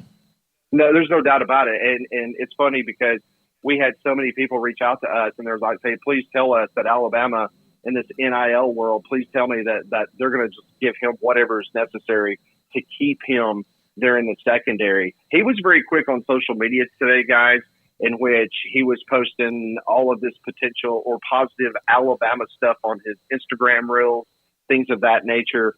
So the people that I talk to in Tuscaloosa, they tell me that he is good to go. I think the Alabama athletic department has made it perfectly clear, and I think Caleb Downs knows, especially with the leadership, Malachi Moore, who will get an extra year of eligibility because of COVID-19. He will have his 6th year to play next year. Number 13 on the defense. He played the star position. He is one of the team captains this year. He's coming back, and him and Caleb Downs are close. So the Bama front, as of right now, they feel pretty good about Caleb Downs staying put. Pat, great stuff. Co-host of Three Man Front, also WJOX in Birmingham, which is a motherlode of a radio station. And also, thanks for your time and enjoy. Now, although you still have work to do, it's a never-ending deal. You could at least have somewhat of a better weekend and enjoy it. There is no doubt about it. Guys, always my pleasure. You Thanks too, for buddy. calling. Great stuff. Pat Smith, man, he's really good at what he does. There's some speculation that this is what people start following, like Caleb Downs and what he does on Instagram or what he does on Twitter. He's all of a sudden following another fan base or another players on Ohio State's roster. I'm not stalking people like that, but we appreciate the information that you're sharing with us in the chat room. Yeah, I mean, that's just the modern-day flight tracker in so many ways. I mean, just trying to find evidence where you can that leads you to perhaps whatever the conclusion is, and that's more than a time or two been accurate. I mean, there's not just randomness when you go and, let's say, you jump in the portal and rumors are you're heading to LSU and you followed, like, your most recent 12 follows are LSU players or something like that. You know, there's plenty of times where that's tipped off what move is coming. Absolutely. So, yeah, I mean, that's just the logical thing to do at this point. But, yeah, that'll be something to watch, just like the rest of this entire, house that Kalen DeBoer is about to build in his own likeness there in Tuscaloosa, Alabama, or program, I should say, as opposed to house. But, yeah, there's a lot of things to figure out, and that'll be right there near the top of the list. There is also, when you look at who is the AD at Washington, is it Denham? Where else has he been? And one of the other places he was been is I think it was Northern Iowa when Kleiman was there. So you look, just those are some things that one of the things I learned about high school football coaching searches, which as I know is a different level, is that wherever there's a superintendent, look at where he's been prior to that. And Garrett, am I right that if he's been wherever it is, that most likely there's a connection to somebody he's going to bring in or wants to be the head coach if he's wanting to change? Oh, yeah. I mean, that's exactly how it works. Go the same process here with college coaches. Yeah, and so because there's a connection. Softy, I don't find myself angry. I find myself severely bummed out. We got to the front of the line at the roller coaster, then they shut it down. Don't really feel like talking, but I will at 3. Going to be an emotional show. God, we love Dave Softy Mahler. Yeah, I was ready to walk down that same plank. I think I was. I don't know think if you I were was. ever in that position. I don't think I was ever. You never really thought he was leaving. No, I kind of did. I mean, there were moments where I thought he did. And then, here's the thing about it. Because all the things you saw from him and from Florida State this week on Norvell where, okay, they've got this kid from Alabama and they just signed another, they're about to get they got a crystal ball for this defensive end. That's one of the last, blue chip guys that's not signed. And all, that would seem to make you think that he's going to stay there. But as we know how college football works, none of that means anything because you are where you are until you're not. So, because look, Mike Norvell or Kalen DeBoer or anybody who's up for any job, as long as they have the one they have, when they're asked, look, right, I'm here right now. That's the only thing they can say. And then when they get that other job, then all that other stuff, because you have to prepare like you're not going to get it. Because if you're just walking around I know you didn't watch it, but there was a very famous episode of The Office where Michael went up to interview for this job at corporate he was never going to get, and he had said his goodbyes to everybody. You can't do that. You have to prepare as if you're not going to get it. And so that's how you think it doesn't matter if these recruits or people are coming in, because if he's going to get that job and take it, he's going to take it anyway, but he has to prepare for it as if he's not. So Washington's number 1 high school recruit out of the state of Washington Zadrius Rainey Sale has decommitted from the Huskies, a 4-star linebacker, just a part of, again, the changes when you have coaching changes. He might still end up there, who knows, or might end up at Alabama. Yeah, well, I'm glad Paul can breathe a sigh of relief. I mean, I get what you're saying. You have to keep working until you change jobs, is basically what you're saying. And so, yeah, I mean, they get a big commit yesterday, but it doesn't matter if he turns around and takes the job today. And it's all for naught. So I'm glad that Florida State fans can actually breathe a sigh of relief and go back to what's important, like leaving a conference and figuring out a way to do that, which I guess is now where all attention will go, along with whatever Norvell does with now this certainty that he'll be around, and that should help them in recruiting. But, yeah, it's a big-time day as far as announcements go, because one of the best jobs in college football now has a new face at the top, replacing the face of college football over the last 2 decades. So it's a fascinating time, and the moves are not done. I mean, across the country now, we'll see what happens with Alabama's roster. We'll see, who he plucks away for his staff, and obviously we'll now see Washington join the carousel and the search, even if they may do that in pretty short order and just go in-house with Grubb and make it, a seemingly easy transition. But yeah, I'm fascinated by what comes next, and good to just have this one big block checked off now as far as the Alabama coaching search. And so, yeah, let's see what's on the horizon now. You think Washington will have a coach by Monday? I don't know. I don't know their urgency level or any of that. I would just be totally guessing. I have no idea, but I would think they'll move pretty quick. Well, if it's Grubb, you would think that would happen quickly. I mean, I would think if it's in-house, then, it'll be done by Monday. There would be no reason for it to not be done by Monday, you would think. And you want to get to work just like Alabama was pressing, because we've got to get this done to get it, back on track and get to where we're recruiting our guys and our staff and all of those things. So, yeah, Washington's got to have the same thing in mind of we got to protect our roster and secure that as fast as possible. So, yeah, I would think if it's in-house, then we'll know by the time we're back on Monday, yeah. When we come back, Hall of Famer John McClain on the weekend coming up from the Texans in the playoffs, and also a note about their special teams. And not on top of that, we'll have Mickey Spagnola in about an hour. The Cowboys, of course, hosting Green Bay on Sunday afternoon against the Packers at AT&T Stadium. This is 365 Sports. Richard Carr, Buick, GMC, Cadillac, they are the people that you can count on if you're looking to buy a brand new vehicle, if you're looking to buy a pre-owned vehicle, if you're just looking to get your vehicle worked on, they can help you out. And right now, if you're in the market for a truck, don't get a truck, get the truck, which is the GMC Sierra from Richard Carr. Power, strength, a stunning interior. GMC Sierra is the truck that has it all. And right now, there are hundreds of trucks on the lot over at Richard Carr ready to move at a great price, and you can save thousands in holiday savings on cars and trucks right now over at Richard Carr. With a trade, qualified buyers can also save $10,000, $10K on a GMC Sierra SLT crew cab. Plus, if you're a military or first responder, that means you can save an additional $500 on top of all those other offerings. Restrictions apply, so you can see dealer for details, but don't miss out if you're looking for a truck, or should I say in this case, the truck, the GMC Sierra from Richard Carr. Great options over there right now. If you're looking to buy something a little bit more seasoned, a little bit more warm, but still in tip-top shape, they've got a lot full of quality pre-owned cars and trucks in stock, 100 used cars and trucks to choose from, all inspected with a 172-point inspection, so you can feel that quality peace of mind when you're in the vehicles and you're on the road. Plus, it's got that Richard Carr seal of approval. And the financing goal at Richard Carr is always 100% credit approval. They say yes when others say no. So check out the dealership that's been in business for 24 years here in Central Texas, and over that time has built a reputation as the people you can count on for your automotive needs, run by proud Central Texans and proud Baylor Bears. Log on to richardcarr.com today. Call now or go see them now off Highway 6 at the Imperial exit.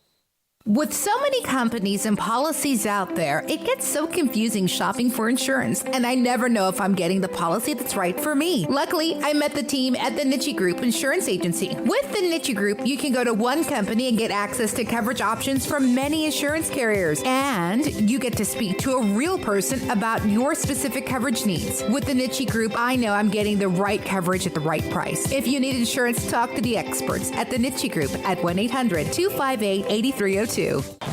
Baylor alumni are more than 160,000 strong. When we all join hands to support our university, we don't just move the needle, we move mountains. Working together, we create life-changing opportunities for students on the field, in the classroom, in the laboratory, and in life for generations to come. So get connected. Get involved. Learn how at baylor.edu/alumni. Petty Clinic Men's Healthcare in Woodway is now proud to offer you men an exceptional weight management body sculpting product called semaglutide, also known as Ozempic or Wegovy. Semaglutide is an FDA-approved weight management medication. Once-a-week injections of this powerful medication offers an average body fat weight loss of 20% within the first year of treatment. In addition to body sculpting, semaglutide also normalizes blood sugars and has the clinical research proof of reducing blood pressure, cholesterol, stroke, and heart attack risk. If you're like most men and you have stubborn fat that will just not respond to typical diets and exercise, then help is finally here. Semaglutide, affordable, highly effective. Google search Petty Clinic Waco and reach out to the Petty Clinic team today for a free consultation with Dr. Petty to see if semaglutide is right for you. Go to pettycliniclowt.com. There are 26 letters in the alphabet, over 600,000 words in the dictionary, and just 3 of them said together can change everything.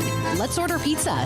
Those 3 words lead to dough made from scratch and 3 fresh signature cheeses that blanket golden crust in a heavenly melt on Marco's Pizza that'll blow your mind. So visit marcos.com to order and stop by Marco's Pizza in Belmead, China Spring, Woodway, and in Robinson.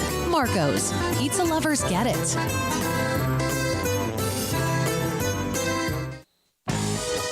Welcome back to 365 Sports. It's time for our weekly segment with NFL Hall of Fame columnist John McClain. Brought to you by Pioneer Steel and Pipe, where customer service is their main focus, and best in metal, steel, and pipe for large or small projects, with 2 locations in Waco and Bryan. Family owned and operated since 1943. Read John's work at sportsradio610.com. Man, what a weekend. It's the opening weekend. Everything goes up a level when it comes to the NFL. The playoffs, including the Texans back in it. What a run by D'Amico Ryans and company. We can get to Belichick. Chris Dishman now has a head coaching job in college. And, of course, just the NFL play and the weather in Kansas City. John McClain, Hall of Famer, joins us, 365 Sports. John, let's start with Saban, because that's what we've talked about the last 3 days.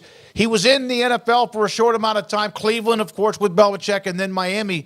But what was your reaction when you heard that he was hanging it up? Nick Saban was the DB's coach for the Oilers in 88 and 89, and I covered him, and that's the first time I met him and got to know him a little bit. And I thought his personality was so bad he'd never be a good college coach because he couldn't recruit because of his personality. And he made me look real bad at LSU, Michigan State, and Alabama. And he's the greatest college coach in history. It was a complete surprise, just like Pete Carroll was a complete surprise. Bill Belichick was not. And there's never been a week in football like we've had starting Monday with Michigan winning the national championship. That seems like 5 years ago. And all of a sudden to talk about Harbaugh coming to the NFL and then all these resignations, firings, it has been a whirlwind like nothing like we've ever seen or will see again. John, the Bill Belichick stepping away from the Patriots, he's not retiring. You would think he's going to get another job somewhere. 1, where do you think that will be? And 2, will anybody ever really be able to equal what Bill Belichick did? I've been watching all the shows, and everybody on the ESPN NFL Network talking about how coveted Belichick would be. Not one of them mentioned his record without Brady, which is terrible. 1 playoff in first 6 years, 5 with Cleveland, 1 New England. Then Jets linebacker Mo Lewis hits starting quarterback Drew Bledsoe, knocks him out for a few weeks. Tommy Brady, second-year quarterback, 6th-round pick, is forced into the lineup, and the rest is history. So Bill has really struggled as a personnel man and as an offensive coach, not defensive. He's really good. I think he'll give another job. He'll bring back Josh McDaniels. McDaniels did a good job with Mac Jones when he was a rookie, and don't know if he'd still be interested. But I think Atlanta would be a good spot for him. I think the Raiders are going after Harbaugh. I think the Chargers are going after Harbaugh. I think Harbaugh will go to the Chargers. But there's never been anything like what we've seen. And in Belichick's case, I don't think he's going to have total power over everything like he received in New England. And it's pretty obvious he's not a good general manager. John, a lot of, I guess, write-ups are calling the Titans' decision to move on from Mike Vrabel this year's stunner in terms of the coaching carousel. How surprised were you by the decision by Tennessee to move on from Vrabel? There was a lot of talk, but I didn't think there was anything to it because Mike Vrabel is a hell of a coach. Houston, Indianapolis, and Jacksonville, they're celebrating that he got fired. And Vrabel could do more with less than he coached in the league. And this year he had terrible offensive line because of injuries. He had one receiver, no tight end, and he lost his best defensive player, and they cut his second best defensive player, and yet they still won 6 games. He played 6 games decided by 3 or fewer points, 11 one-score games. He beats Miami, and Miami by 1, and then with nothing to play for, he motivates the Titans to beat the Jaguars, which cost them the division title. So he'll have more than one offer, and I would imagine a great spot for him would be Atlanta. He likes to run the ball. They got 2 really good running backs, including Bijan Robinson, good skill position players, good line, good defense. They just don't have a quarterback, but he got the best AFC Championship game with Ryan Tannehill. He got home field advantage with Tannehill, so he might be able to get one in the draft. If I am the owner, Arthur Blank, I'm trying to get Mike Vrabel, although I don't know if he'd want to go to the Titans 2 times for 2 head coaches in a row. John, the Texans, obviously, with C.J. Stroud, what a story. Who they are, 10-7, made the playoffs, and had to win this past weekend, and they did. Then I saw the note from it was Rick Gosselin, who has always been a special teams stats guy. I love great special teams. I think it's a difference maker. It's obviously can hurt a team if they're not very good. Back-to-back years, they've been rated the #1 special teams group in the NFL, the Texans.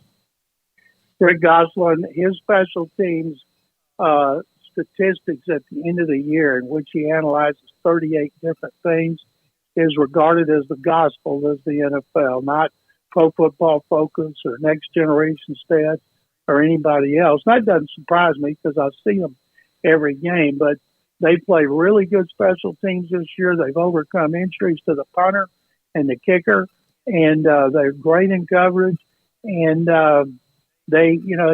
you never pay attention to them until they give up a big play, like when Kaimi Fairbairn missed his 1 extra point this year in that Indy game, and it could have cost them the victory. But it's been very important, led by the best snapper in NFL history, John Weeks from Baylor. Absolutely. Who should be in the Baylor Athletic Hall of Fame, according to Jalen Petrie.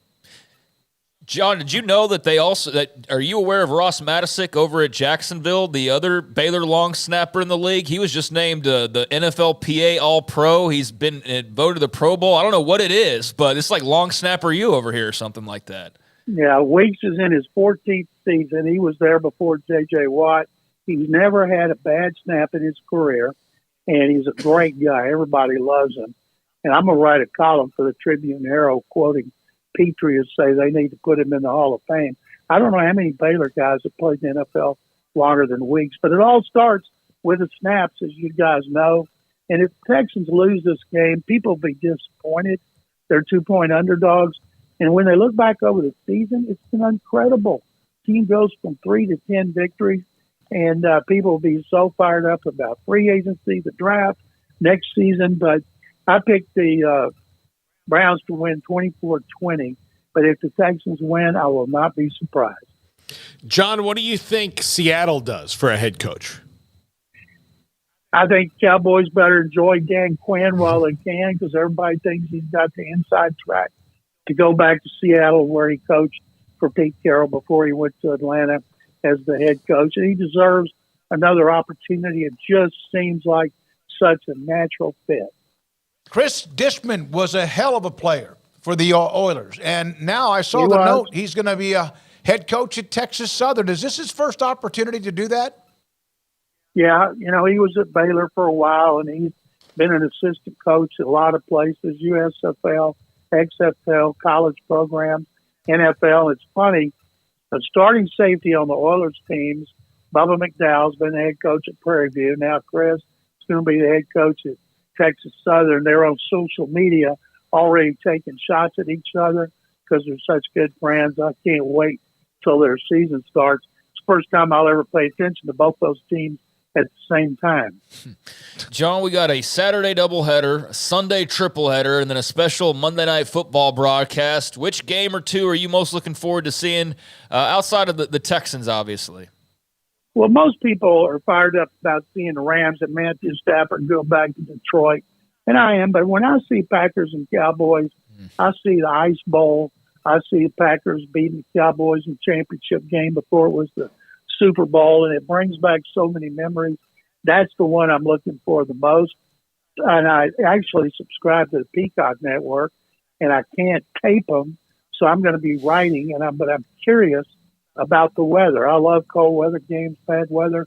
They're asking fans to come shovel snow for $20 an hour in Buffalo, and so that's what playoff football is for in January.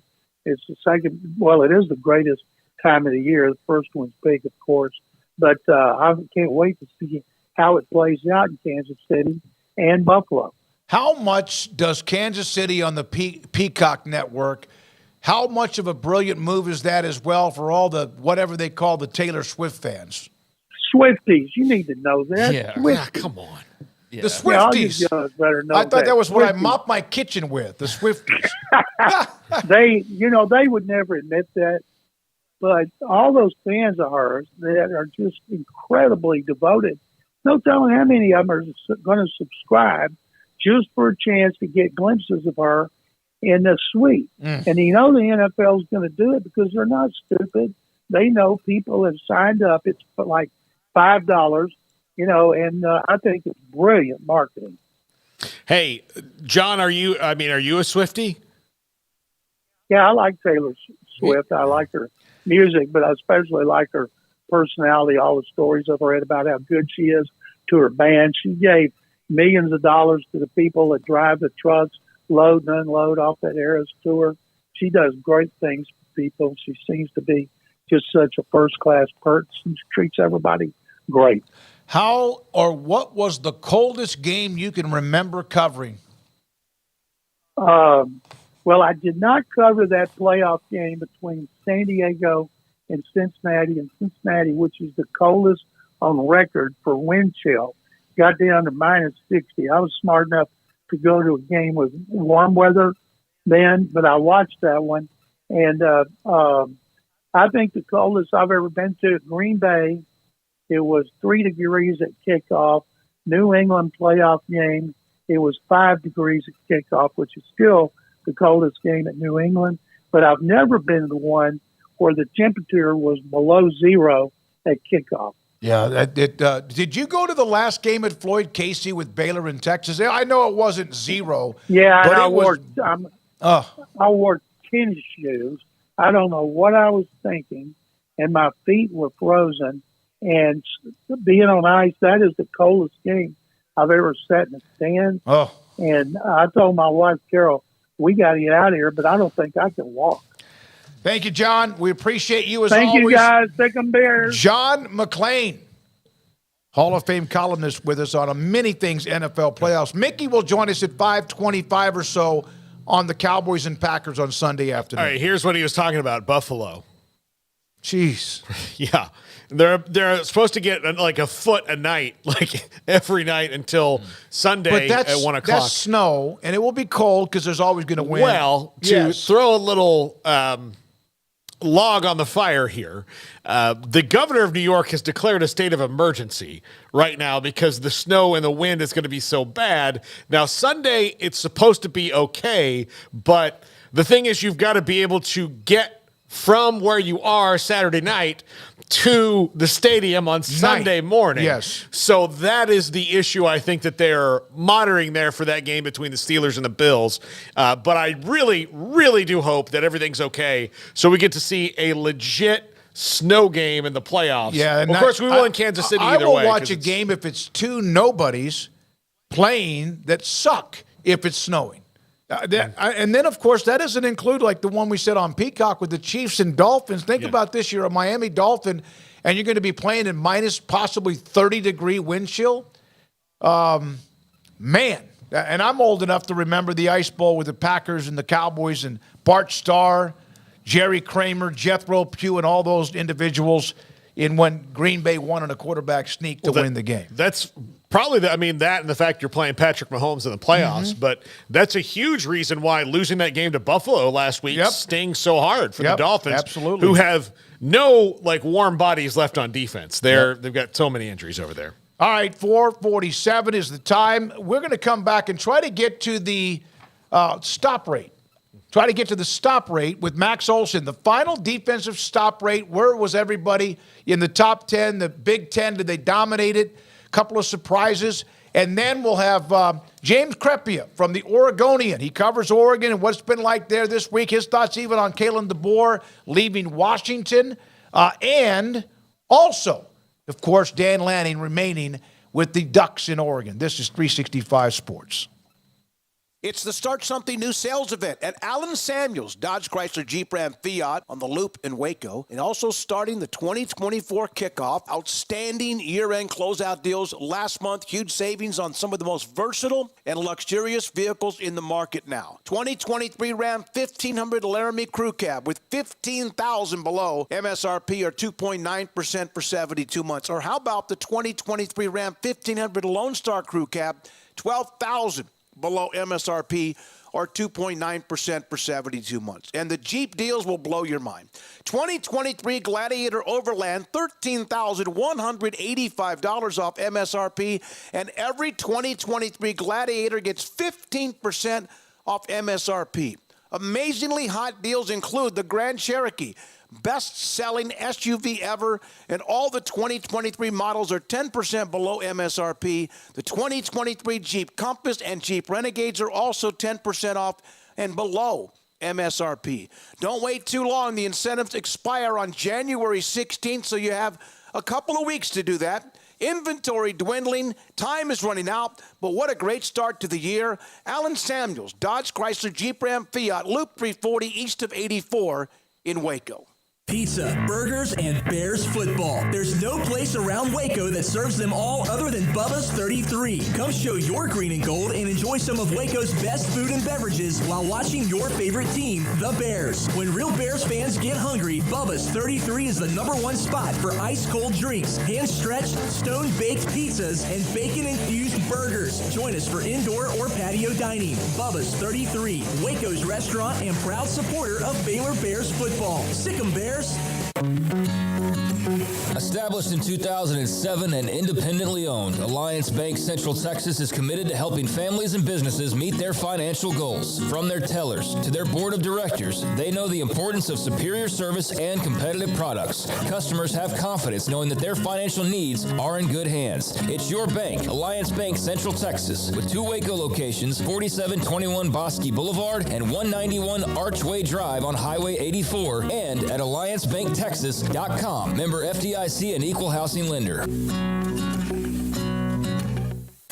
At Ideal MRI, we feel blessed to be part of the Waco community. We're a small family business here in Central Texas. At times like this, the cost of healthcare has never been more important. And unfortunately, significant illnesses and injuries still occur. And that's why Ideal MRI is open and here to serve you through this difficult time. So if you need an MRI, ask your doctor about Ideal MRI. You can schedule online in minutes at idealmri.com or call 833-IDEAL-MRI. It was broad daylight. I stepped into a gas station for 5 minutes to grab a snack, and just like that, my car was broken into. They made out like a bandit. My laptop, my phone, everything. I called my agent to see what could be done, and he restored my faith in humanity. My claim was processed so quickly, and I was able to recover my losses.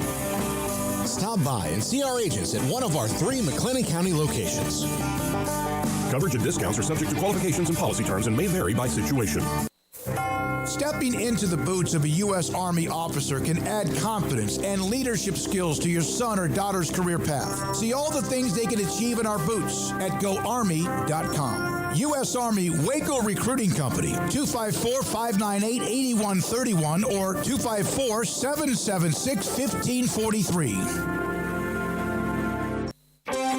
Developed by Startup Waco, a nonprofit organization, GXG is a program designed to support the entrepreneurial development of Baylor University student athletes through NIL activations. The program helps student athletes maximize their platforms and offers a comprehensive support system for them to create and grow new businesses that not only benefit themselves, but also uplift the local economy. Fans who wish to support student athletes can donate to GXG via the GXG NIL Fund, BaylorBears.com/GXG. Contributions to support NIL activations through GXG can be made at BaylorBears.com/GXG.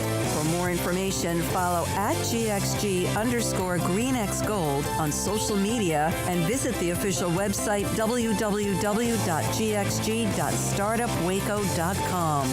GXG, empowering student athlete entrepreneurship and uplifting the local economy through NIL activations.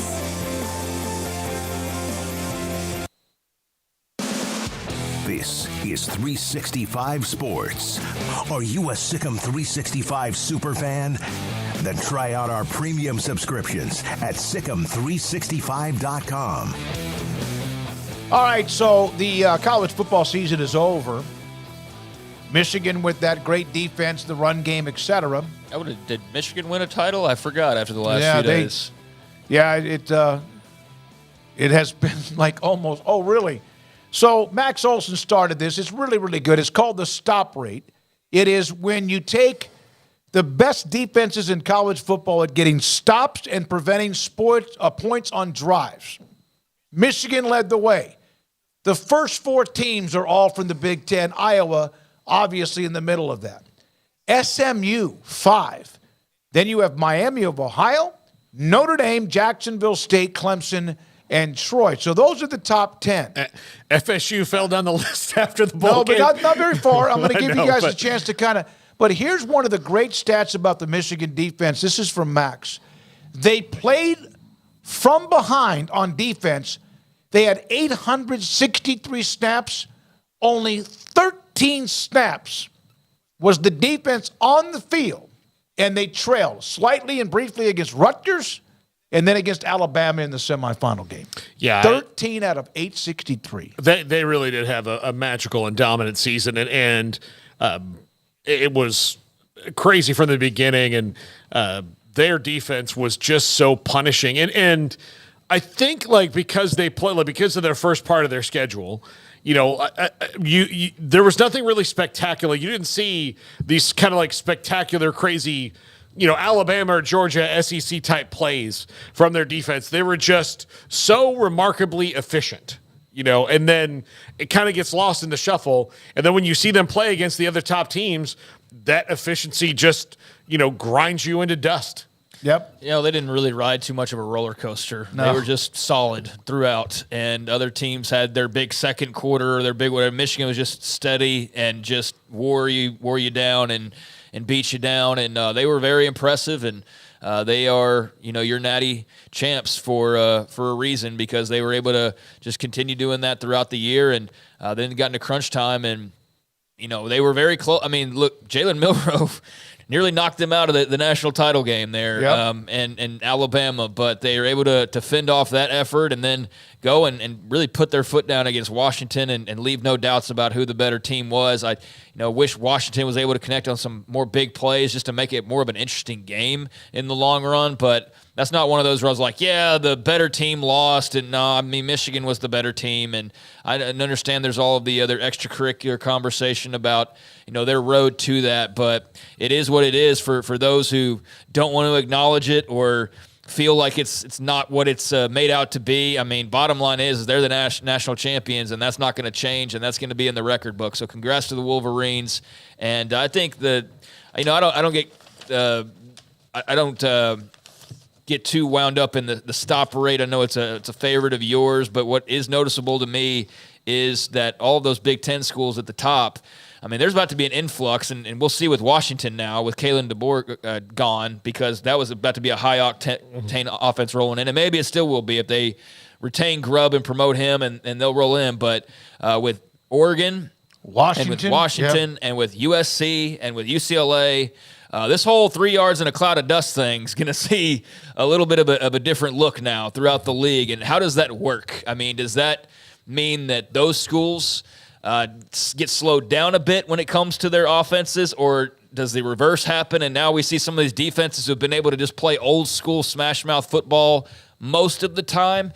Does that continue, or does that get kind of flipped because Wisconsin's is trying to run the air raid, and now here come these four, and so does that sink its teeth into the Big Ten style of play at all? I'm kind of fascinated by all of that, because it's different worlds colliding in conference play. It'd be one thing when it's just these one-offs and you get these styles clashes for a Saturday here and there, but this is like the meshing all together. And so how does that all work in such a big league like this? It's going to be fascinating to see kind of what's successful, what remains the case, and just how different the action looks throughout the Big Ten. Garrett, the 131 teams on this list, where do you think LSU was?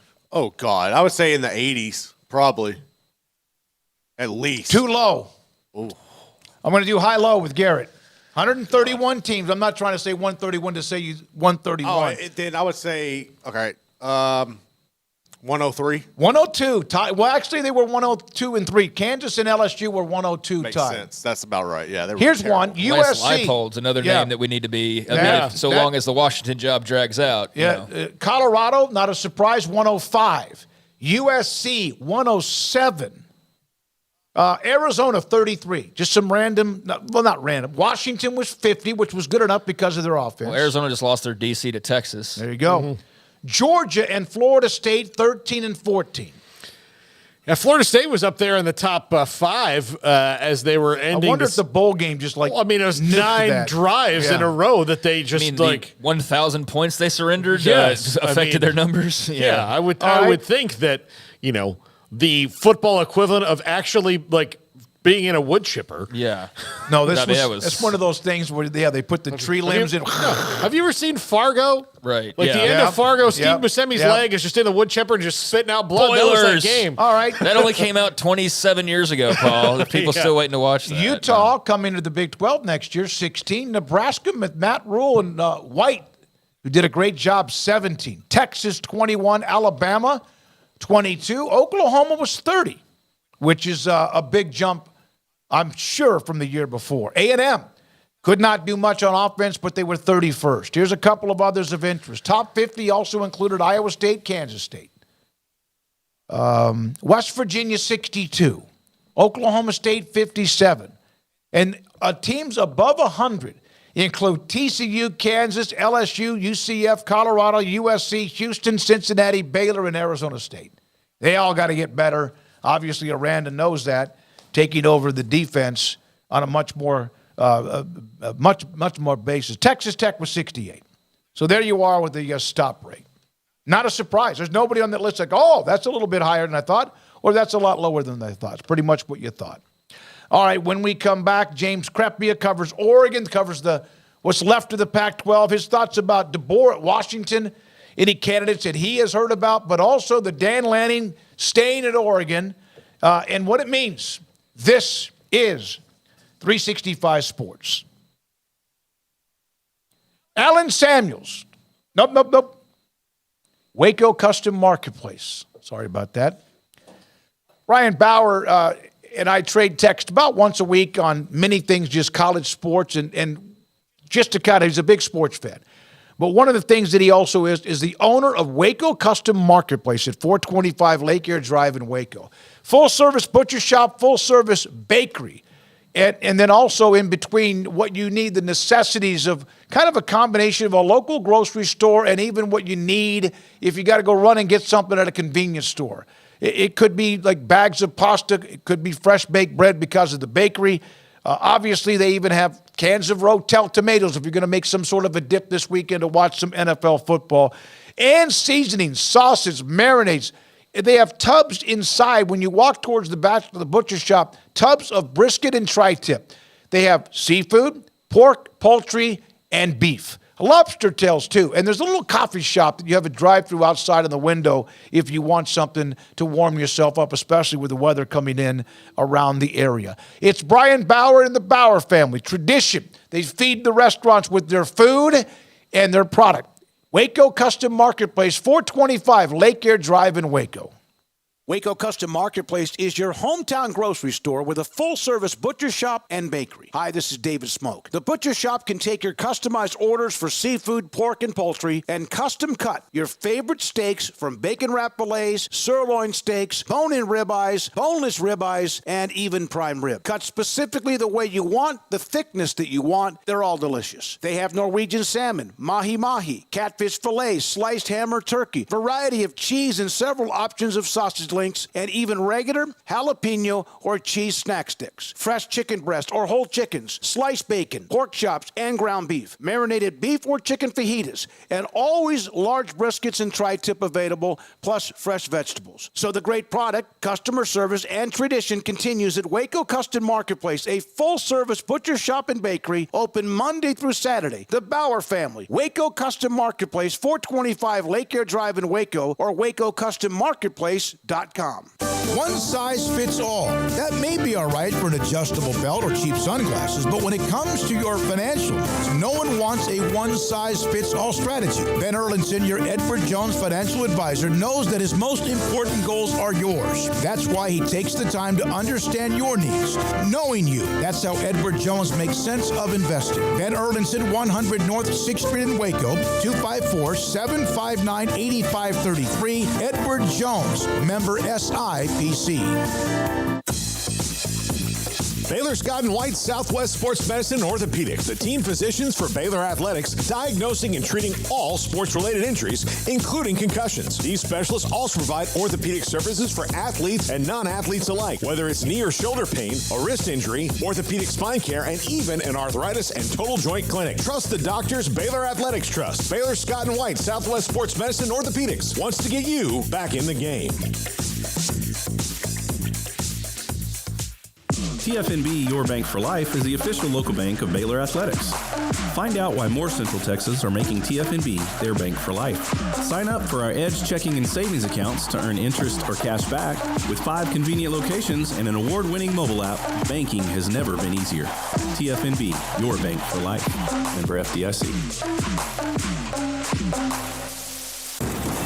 Did you know that 1 out of every 4 men have symptomatic low levels of testosterone and don't even know it? And if you think you're too young to worry about it, guess again. Low T levels can make you feel tired and grumpy, raise your cholesterol, and cause weight gain. Petty Clinic Low T can set up same-day blood screening and results. So if you're tired of being tired, call or go online at pettycliniclowt.com. It's a private clinic with an atmosphere catering to men. Affordable, only $165 a month, including lab work, office consultation, testosterone injections, and follow-up visits, compared to $300 or more a month in Dallas or Austin, and you don't have to drive 90 miles one way or the other and fight the traffic. Petty Clinic Low T has board-certified physician consultations and will provide the best form of brand-strength testosterone. Contact Petty Clinic Low T for increased energy, improvement in sexual desire and performance, mood, concentration, even a decrease in body and belly fat. Just off Highway 84 and Old Hewitt Drive in Woodway, pettycliniclowt.com. Cars priced right, day and night. Average your car in Texas. Trucks built for you, red, white, and blue. Average your car in Texas. Cars that zoom with lots of room. Average your car in Texas. Count on us, a dealer to trust. Average your car in Waco, Texas. This is 365 Sports, powered by SicEm365.com. The 5 o'clock hour is sponsored by Edward Jones Investments with financial advisor Ben Erlinson, who'll navigate you through today's financial climate. Edward Jones, making sense of investing. Now here's David Smoak, Paul Catalina, and Craig Smoak. James Crepea covers Oregon for the Oregonian. Been a busy week with the Dan Lanning news, of course, with also what's going on with Alabama, now with Kalen DeBoer, his thoughts about what the Huskies should do. James, with Craig and Paul, I'm David Smoak. James, thanks for your time. It's been a while. What was the reaction when Dan Lanning said he was coming back? Well, I think obviously for a lot of fans, jubilation, excitement, I would say to a certain degree, validation even. And I say validation because validation in their belief in him, because he said these things before, but before it wasn't Alabama. So this was really obviously the biggest test. Yes, Texas A&M was obviously earlier in the year, but Auburn or A&M had interest, and he shot them down. Frankly, he shot Auburn down, I think, before they even had a chance to pick up the phone. But with Alabama, it's a conversation starter, and it's a different situation for nearly everybody. So for him to once again, remain steadfast and stay here, whether there was or wasn't ever communication, an offer, an initial contact, or anything is not even the point. It's to come out and say so emphatically, and to do it in the fashion that he did, where he turns it into a recruiting win. Not only, hey, am I staying? Hey, if you're a player anywhere else and you're thinking you're worried about your coach leaving for a better job, come play for us. That's a very different, where have you seen that before? Particularly from a West Coast school. So that's where I say there's excitement and all those things, which they felt before when Lanning has certainly had his name connected to other jobs. And by the way, all these connections are from people like us and people on the outside. It's never Dan or anybody close to Dan necessarily being the culprit behind any of that. Be that all as it may. Yeah, it's that kind of excitement from fans, and then you compound it with a week that began where they had to watch a national champion, their rival was playing a national championship game and hope that they didn't win. And then turn it around to, is their head coach going to leave? No, he's not leaving. And now that rival's head coach is leaving. It's been quite the week for Oregon fans. James, with the rival leaving, with Kalen DeBoer going to Alabama, what do you think that UW does to replace him? And again, they have to kind of swing a little bigger maybe than they would have in past years because they're moving to the Big Ten now. And we just talked about Dan Lanning has said, you're going to have to pry me out of here, over my cold dead body. It appears that's how much he loves being at Oregon. Well, it's a tough spot for a lot of ways. Forget about just the rival you have to play annually, or even moving to the Big Ten for that matter, and the more difficult schedule that will come with that. Everybody in the league can now say that. The Big Ten West, anyone in that division, used to have a far easier existence than they're about to. So anyone, even if they were already in the league, it's about to change. The things that I think make it just unique and more challenging for any coach going in there is the roster situation.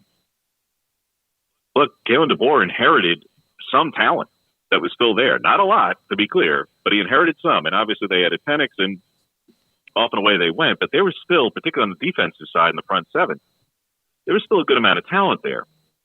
Well, in his 2 years there, that staff didn't recruit worth a lick. So whoever takes over, whether it be someone internally or whether it be an outsider, they're going to have to bring it, if it is an outsider in particular, they're going to have to hope to be able to raid their existing situation and bring people with them. Because it's not just a matter of, you have to replace Michael Penix or multiple receivers or even multiple defenders.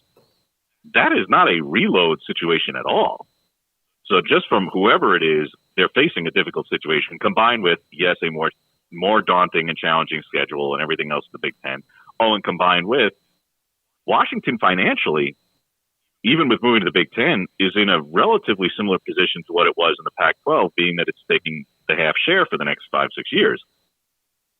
They're in the worst debt situation of not just the 4 West Coast schools. I think they're in the worst debt situation of nearly anyone in the Power 4 or really the Power 2 nowadays.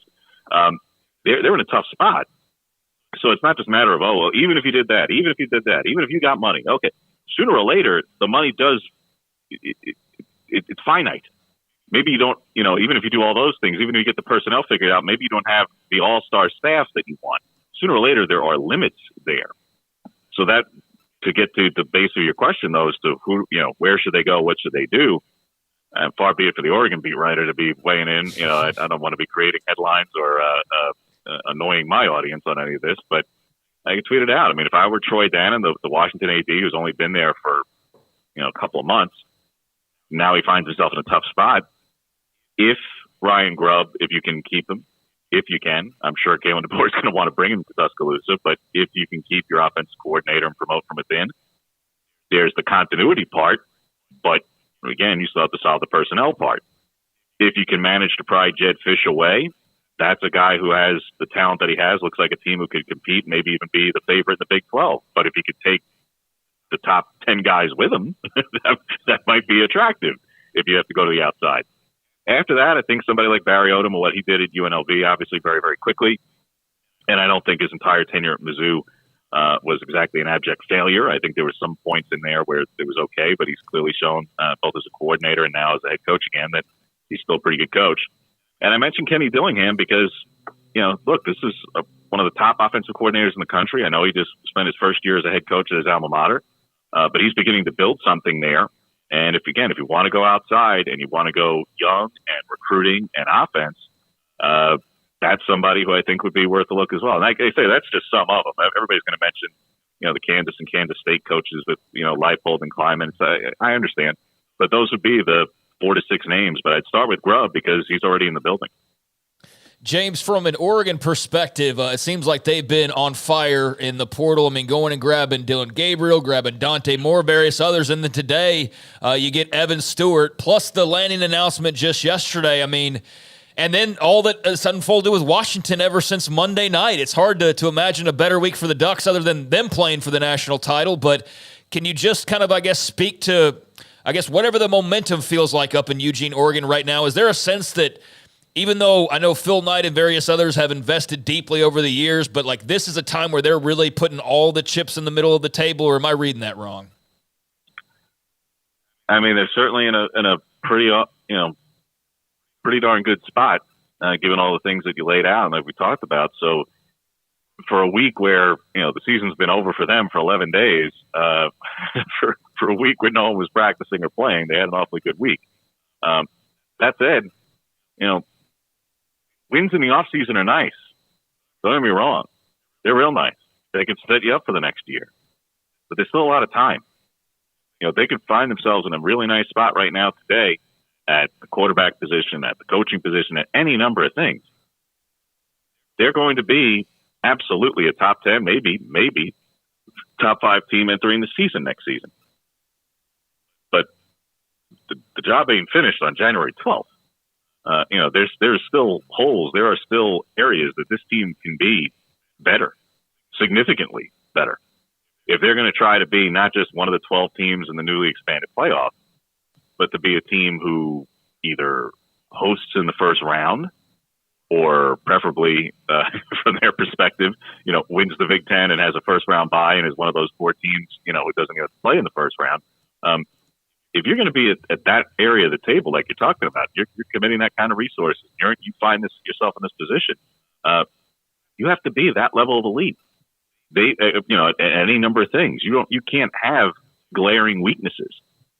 And they had a couple of areas that they left themselves susceptible and vulnerable, and that's what cost them 2 games to Washington in the season, and that's probably cost them a conference title and a playoff spot.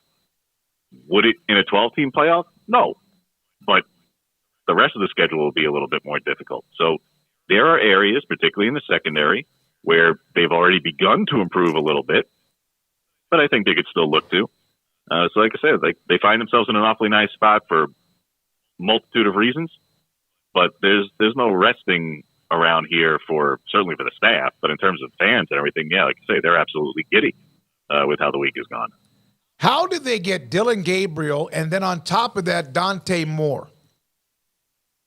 I think Moore laid out shortly after entering the portal, and I believe spoke to one of the recruiting outlets, saying that he wanted to be developed, and maybe as appreciative as he was for the opportunity to play immediately as a true freshman, that things weren't exactly the smoothest. So how do you get Dillon Gabriel? Well, sure sounded like Oklahoma, depending on what you listen to from Brent Venables there, it sure sounded like that was kind of like they kind of expected Dillon to probably go to the NFL, I believe is what Brent had said, if I'm quoting him correctly, that they expected him to move on after this year regardless. All right, well, they're moving on, and they feel like they've got a young guy in Jackson Arnold they want to go forth with. So Gabriel's available. Probably there's a top transfer quarterback available. You have a 1-year premier player in that position. How do you get more to come along when you're doing that? Well, if you say you want to be developed between a quarterback and Dillon Gabriel, who, from what I've read, I've not had a chance to talk to the young man just yet, but from what I've read from his time, particularly at Oklahoma, was a heck of a teammate to his fellow quarterbacks, and a coaching staff who just had, by any metric in any category, either the number 1 or number 2 offense in the country in every single statistic that makes a difference. Sounds like an awfully nice spot. And there'll be any number of games where Dante Moore can still play 4 regular season games, including potentially back home in Michigan, and play significant time. May get an opportunity if Oregon handles business with Dillon Gabriel.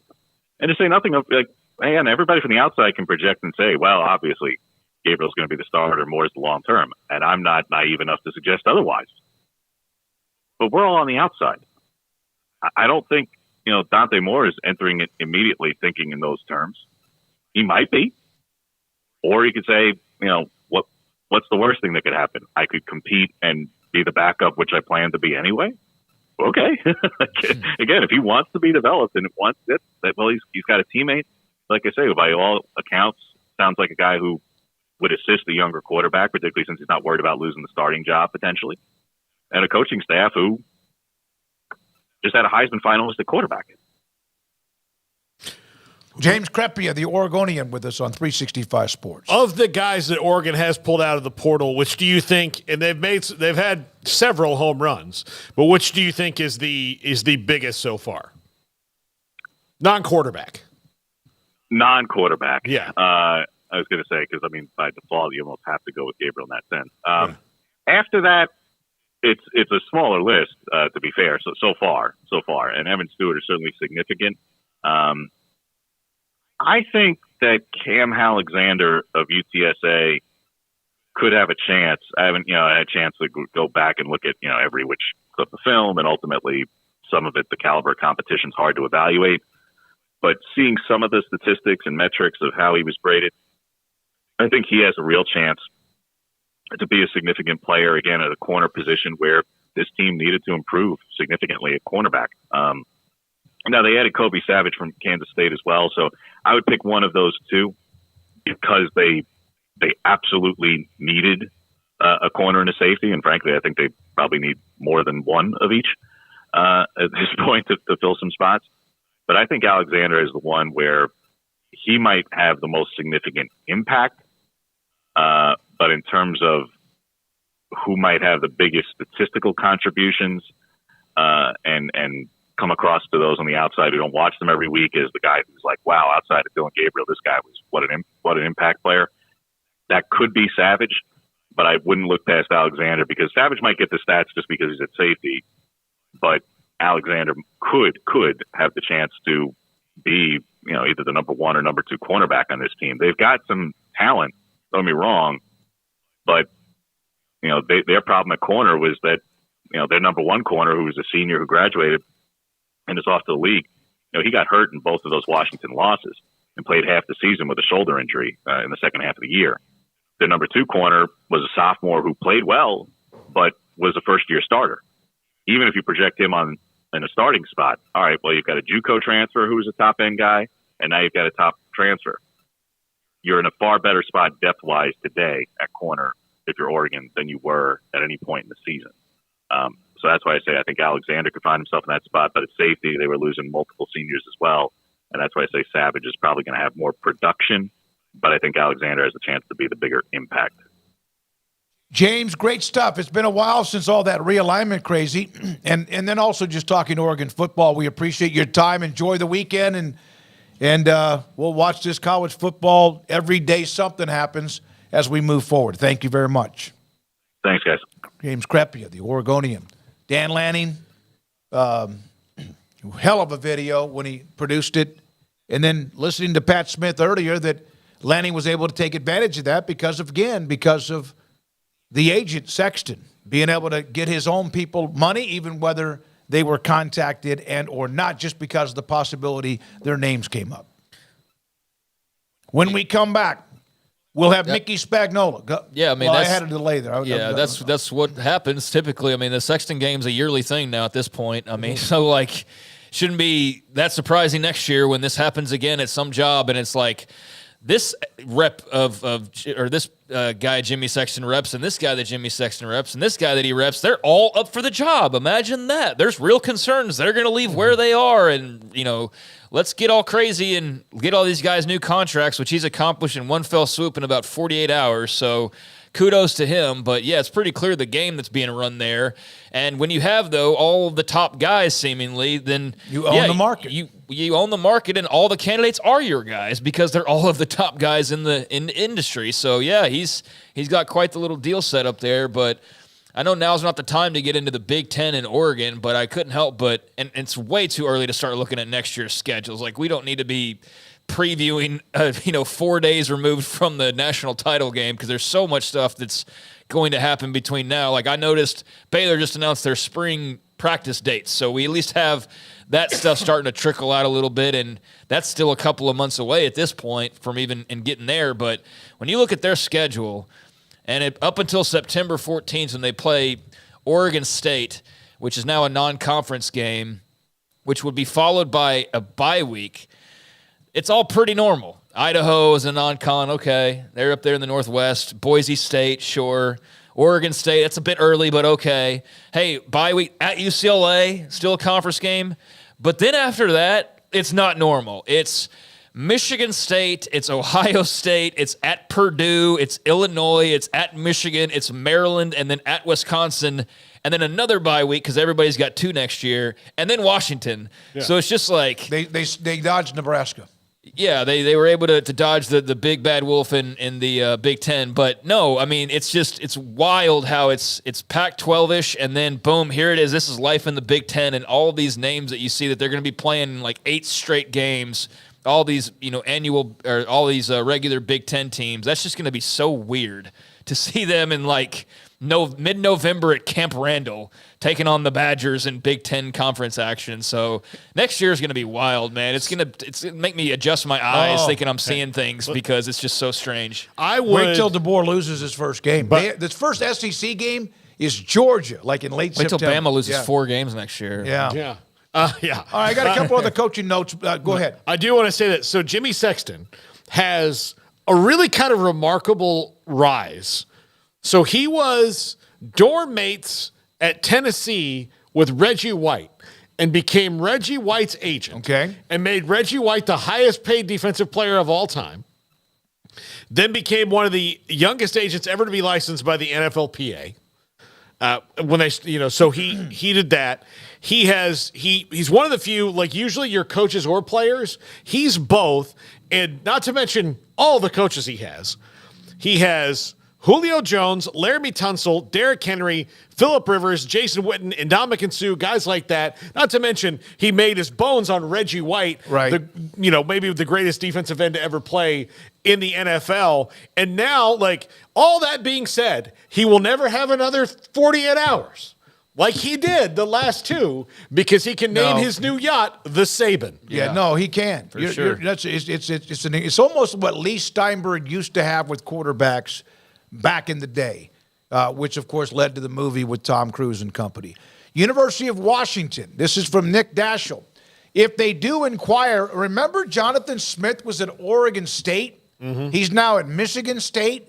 If he was still at Oregon State, would he be next in line? Yes. He has a buyout of $7 million, collected $12 million. So after collecting $12 million from Alabama for the buyout of DeBoer, Washington would have still money left over if, in fact, they wanted to do that. Now, nothing would surprise me.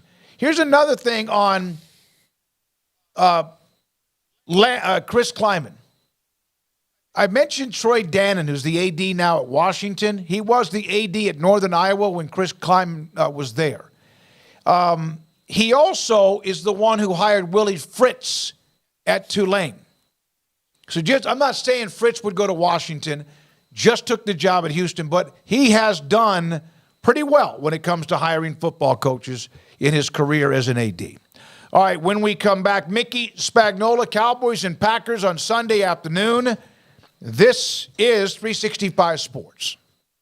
Riverbend Liquor and Wine, 2 locations now. The OG, at Lake Shore Drive at North 19th Street, and at Franklin, now downtown Franklin. Oh my gosh, I sound like I've just been imbibing too much. But Riverbend Liquor and Wine is one of my favorite places to go when it comes to finding that next craft whiskey that I like to try. You know, and I'm a connoisseur. I like to try a lot of different things, and that's a place I can go, and I always find different stuff. In fact, if I go in there with my wife, she's always like, "Hey, we've been in here for like 10 minutes now." I'm like, "Well, I'm looking," and I always find something different and new, and especially if it's from Texas, they've got it all. Garrison Brothers, Balcones, Devil's River. My gosh, they have so much variety. And every time a new thing comes out, they've got it there. It's almost time for the spring brews. It's still in the winter, and it's going to be as cold as it has been in the whole country all year this week. So I know you're not thinking about spring brews, but if you're a beer fan, those spring brews are coming up probably here in about the next month as we get into February. So check out Riverbend Liquor and Wine, Lakeshore Drive at North 19th Street, and now in downtown Waco. It's the Start Something New sales event going on now at Allen Samuels in Waco. Save big now and get all 2024 Jeep Grand Cherokees at 10% below MSRP, or all 2023 Jeep Compass and Renegades for 10% below MSRP, only at Allen Samuels. With so many companies and policies out there, it gets so confusing shopping for insurance, and I never know if I'm getting the policy that's right for me. Luckily, I met the team at the Niche Group Insurance Agency. With the Niche Group, you can go to one company and get access to coverage options from many insurance carriers, and you get to speak to a real person about your specific coverage needs. With the Niche Group, I know I'm getting the right coverage at the right price. If you need insurance, talk to the experts at the Niche Group at 1-800-258-8302. Pizza, burgers, and Bears football. There's no place around Waco that serves them all other than Bubba's 33. Come show your green and gold and enjoy some of Waco's best food and beverages while watching your favorite team, the Bears. When real Bears fans get hungry, Bubba's 33 is the #1 spot for ice-cold drinks, hand-stretched, stone-baked pizzas, and bacon-infused burgers. Join us for indoor or patio dining. Bubba's 33, Waco's restaurant and proud supporter of Baylor Bears football. Sick 'em, Bears! Looking to connect with Baylor alums in your area? Baylor alumni can help. Looking to host a watch party in your city? Baylor alumni can get you started. Want to step out in your community and serve with other alums? Baylor alumni is your connection with the university and each other. Let's get started. Learn how at baylor.edu/alumni. Parenting is full of surprises. You never know what to expect. So after our son was born, I called my Texas Farm Bureau insurance agent to set up a life insurance policy in case something happened to me. Sawyer is now 2. And we'll soon have a sister. There's no one else I would trust with protecting my family. Stop by and see our agents at one of our 3 McLennan County locations. Coverage and discounts are subject to qualifications and policy terms and may vary by situation. Samantha Duvall, TexasBeefHouse.com, farm-raised Wagyu beef, and of course it is spectacular. We've discussed it all the time, and you were right. Back when you had that online auction that went so incredibly well, that live auction too, that you were going to have more and more of them, and you've got one again scheduled for the end of the month. Yeah, so we've got another live auction, so it'll be in person or you can bid online. coming on Tuesday, January 30th. We're going to have dinner beforehand at 5 o'clock. We're going to have smash burgers. We're also going to have some of our steaks for steak tasting. That way you can taste test it and then bid on it. And then the auction will start at 6:15. So you'll be able to bid at our place in person here in Tyler, Texas, or you can bid online at cci.live. Tuesday, January 30th. And don't forget, you can also use the code SICK'EM10 for 10% off your order. Where is the best beef in Texas? Your house. When you ordered from Texas Beef House, unleash the flavor of Texas-raised Wagyu from our pasture to your plate at TexasBeefHouse.com. 365 Sports is turbocharged by Unite Private Networks. Find out more at UnitePrivateNetworks.com. Well, turn the page on another week of college football after the championship game Monday. Saban's retirement, DeBoer to Alabama, Norvell, Lanning, Sarkeesian, all getting paid. And they were going to get paid anyway, especially Sark. He earned it, and so did Norvell and Lanning too. So now the question is, what does Washington do, and how does that affect the possibility of a domino effect of if they don't hire from within with Kyle Grubb? I'm just saying this. Let's say Lance Leipold's on that I would call him, especially with the AD connection, or it's from somebody else. Maybe Jed Fish at Arizona, whoever it might be, and then that's somebody else. Here they go. And it just almost never, ever ends.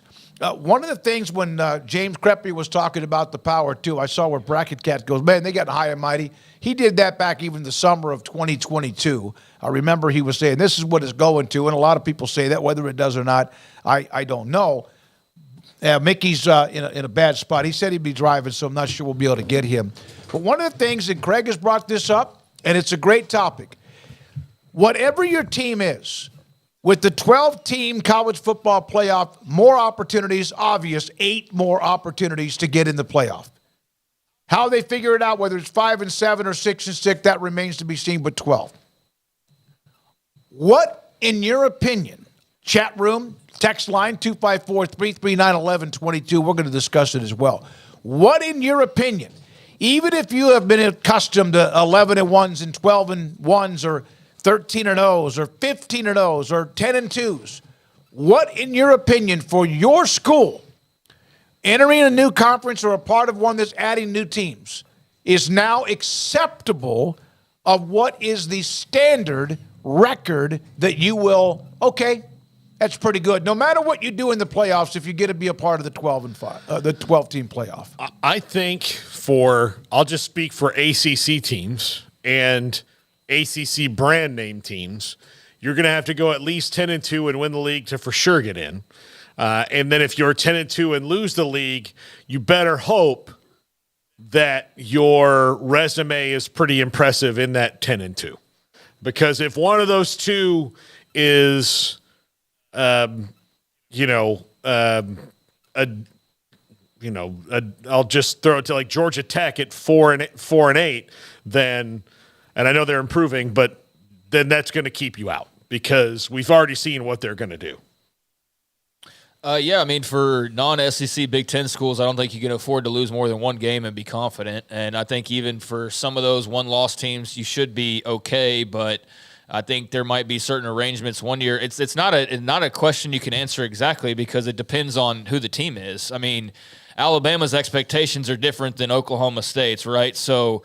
And also the situations themselves as far as who's your coach. Is he on a hot seat? Is he somebody who's got a conference title recently in his back pocket, so that gives him a couple years of kind of like just free reign to kind of fall wherever he falls? It's going to be fascinating, though, because yesterday's 10-2 is not the same 10-2 any longer because 10-2 is good, but if you don't make the playoff or, you don't win your conference title, so that's going to be really interesting when that time comes. Yeah, I think it depends on the program, what conference you're in, it does, and also just the overall tradition, the standard of what you've expected, and you have to maybe get used to an extra loss. Not used to it, but might have to be a part of it if you get in the 12-team playoff. Mickey Spagnola, DallasCowboys.com, Sunday afternoon against the Packers. It's like the Cowboys open up every year, it seemed like, against the Giants. And it seemed like no matter what year it is with the playoffs, it's the Packers. Not always, but there's a great history there that dates back to the 60s. Mickey, Green Bay, what is it about the Packers that would be the biggest concern if you're a Cowboy fan? Well, I think that they're playing a whole lot better now than they were playing at the beginning of the season. If you think about it, they started off with a first-year starting quarterback and went 2-5, and they finished the season 7-3. I think Jordan Love is playing much better. But if we look at the Cowboys' history at this phase of the game and what the Packers did to them last year when they played in the regular season, running for 207 yards, I would imagine we're going to see if they've figured out how to stop the run, but we're coming at them like they did last year in that game. And I had forgotten this until one of the players told me. They ran the ball 13 of the first 16 plays of the game. So they had 2 series, and they ran the ball 13 times and gained 65 yards. So I would imagine they're going to say, okay, let's see. Mickey, is there any problems? Yeah. Mickey, is there any solace that I don't know, and you won't know until after the game, but the big bad wolf in Green Bay, who, when it came to beating the Cowboys, especially in the postseason, Aaron Rodgers is gone. Is there maybe any solace Cowboys fans can take in that? Well, I guess he's gone. Bart Starr's not there anymore, right? Yeah. Glad at one point that Troy Aikman wasn't there. You know, it's weird. This is the 9th time they met in the playoffs, and the two teams are each won 4 games.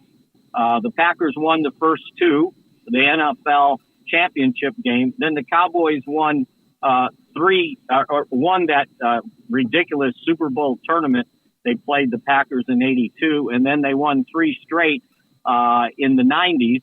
And then the Packers have won the last 2 games that they played in the playoffs. So, I'd rather be playing a guy that's his first year starting. Although I'll tell you what, Jordan Love, you go look, these last 7 or 8 games, he's only thrown 1 interception. So he's playing a whole lot better. So this is not some pancake that the Cowboys are playing come Sunday. All right, so obviously he's playing well. What makes him dangerous? He doesn't see, although he can run, that is not what he does. He has a strong arm. He might feed it to the wrong person every once in a while, like you said, but he's in a pretty good run.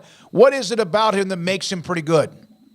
Yeah, I think I think you mentioned it. He's got a really good arm, and he's got this ability to throw. His arm is good enough that he can throw off his back foot. So you may think he's kind of out of the play when he's backing up, but he can throw off that back foot and accurately too. So that, and the fact that if they run the football, then that allows them to get into their play action game. That's pretty good. Mickey Spagnola with us. Cowboys and Packers on Sunday afternoon at AT&T Stadium. Mickey, the Cowboys also will be as close to full health as they probably can be. Tyler Smith looks like he's going to go, and Stephon Gilmore looks like he's going to go, right? Yeah, and really all the guys that were on the injury report this week came off, and the only guy that's listed as questionable is Cooper Rush with an illness, which had been going around that locker room, which I'm not sure why I was hanging out in it for a couple days. But yeah, that's it. So, and the Packers got a little bit of a problem with Jaire Alexander, their top cornerback.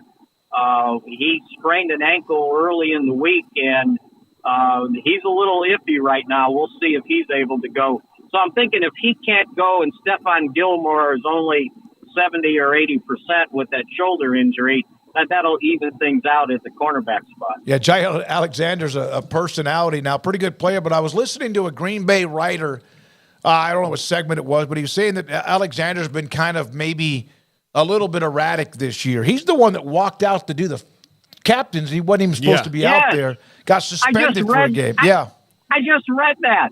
And not only did he go out there, because you're only supposed to send 3 out there, so he was the 4th, but he decided that he was the one that was going to call the coin toss, make the decision. Mm-hmm. And they had already told the other guys what to do to defer, right? And he goes out there and says, we want to play defense, which that's not what you say, right? No, ever. And so the official goes, you mean you want to defer? And he goes, well, yeah, whatever. We just want to play defense first. And the official gave him a break and said, okay, you're deferring. Otherwise, he was going to screw up the call. And they suspended him. They said there were other issues. It wasn't just that, but they suspended him for conduct detrimental to the team. Yeah, I think he's got some of the bricks or some of the flights in the elevator or whatever aren't all there for him. He's got a little bit of that uniqueness to him. I would say contract detrimental to the team is almost having to kick off twice in the game. Yeah, right. yeah, absolutely. In a game, and in the game, you had to win to be able to get into the playoff. Mm-hmm. Yep. Mickey, I know that he has not been prolific as the third wide receiver, as far as catching the ball, but Jalen Tolbert has really turned himself into a valuable asset for the Cowboys. He's really been quite good on special teams. I know he did catch the touchdown and appears to be a very willing and able blocker. What a jump from year one to year two for him as to contribute to this team. I guess he'd be the fourth receiver, but to contribute to this team. Which is a good lesson for everybody to not jump to conclusion on rookies if they don't just automatically come out and become a Pro Bowl player as a third-round pick in their rookie year, right? Sometimes it takes guys a while to acclimate to the NFL game. I mean, let's remember he was playing South Alabama? He made the jump from South Alabama to the NFL. And I think he's showing now why the Cowboys used that third-round pick on him. He's pretty valuable. And he's starting to get good instincts. We're talking to Dak and him about the touchdown pass that you mentioned. It was an unscheduled play. The Dak had to move around just a little bit, and he sensed, Tolbert did, that if he kept going to his right, he was going to be covered. So he stopped, and he said, I went back to the left, and Dak trusted me and to kind of sense that. And he put the ball right past the DB's ear because he wasn't looking, and Tolbert's able to make the touchdown catch. So that kind of shows you not only his growth, but Dak's trust growing in him. Mickey, the All-Pro team was released. The Cowboys honored with, I think, was it 8 players, maybe 9? And I know that the defensive, that edge rush with Micah Parsons, you can only get 2, and so it's, T.J. Watt, and Myles Garrett. So that, it's hard not to think he's a first-teamer, but still being named to the Pro Bowl. Anybody in particular, because you can't have everybody, but anyone in particular you think may have been left off that shouldn't have been? I thought they did a pretty good job first and second team, and I know Michael was second team, but and I thought it was really perceptive of the voters to get Tyler Smith on the second team. But if you looked at the NFLPA did their own voting and did their own all-pro team, and the only guys, if you were voting, you can only vote for players at your position or at a position you played against. Mm-hmm. And Tyler Smith and Zach Martin were the first-team guards, As for answering the question, DeMarcus Lawrence has had a pretty darn good season, and especially playing the run, tackles for losses. And I understand what happens with that voting. Everybody looks at the sacks, and they act like the sacks are the only thing that counts. DeMarcus Lawrence is the best run-defending defensive lineman, and I think you've seen it now the last 2 weeks at least, the plays he's made in critical situations on running plays.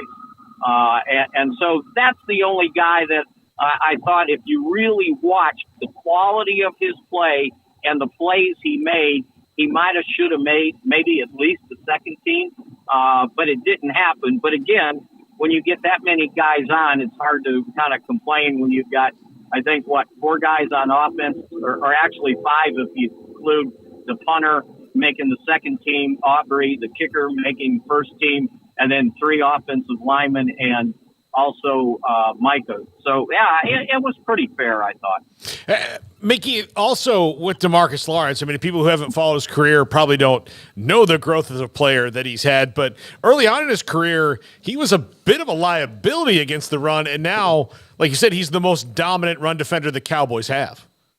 Yeah, and it was funny, Paul. I reminded him. I think it was maybe Tuesday. It would have been Wednesday after the Detroit game, and Detroit was saying, "Well, we're going to see them again." And I told Lawrence, I said, "They don't want to see you again." And I said, "Do you remember what happened in your first game against them?" He goes, "Yeah, absolutely." Well, if you remember, it was his rookie year. He missed the majority of the season. He suffered a fractured 5th metatarsal. I want to say it was either the first or second game of the season as a rookie. And he came back, and they got into that playoff game against Detroit, and he recovered a fumble, and he tried to pick up and run with it after he had it, and he fumbled it back to Detroit, right?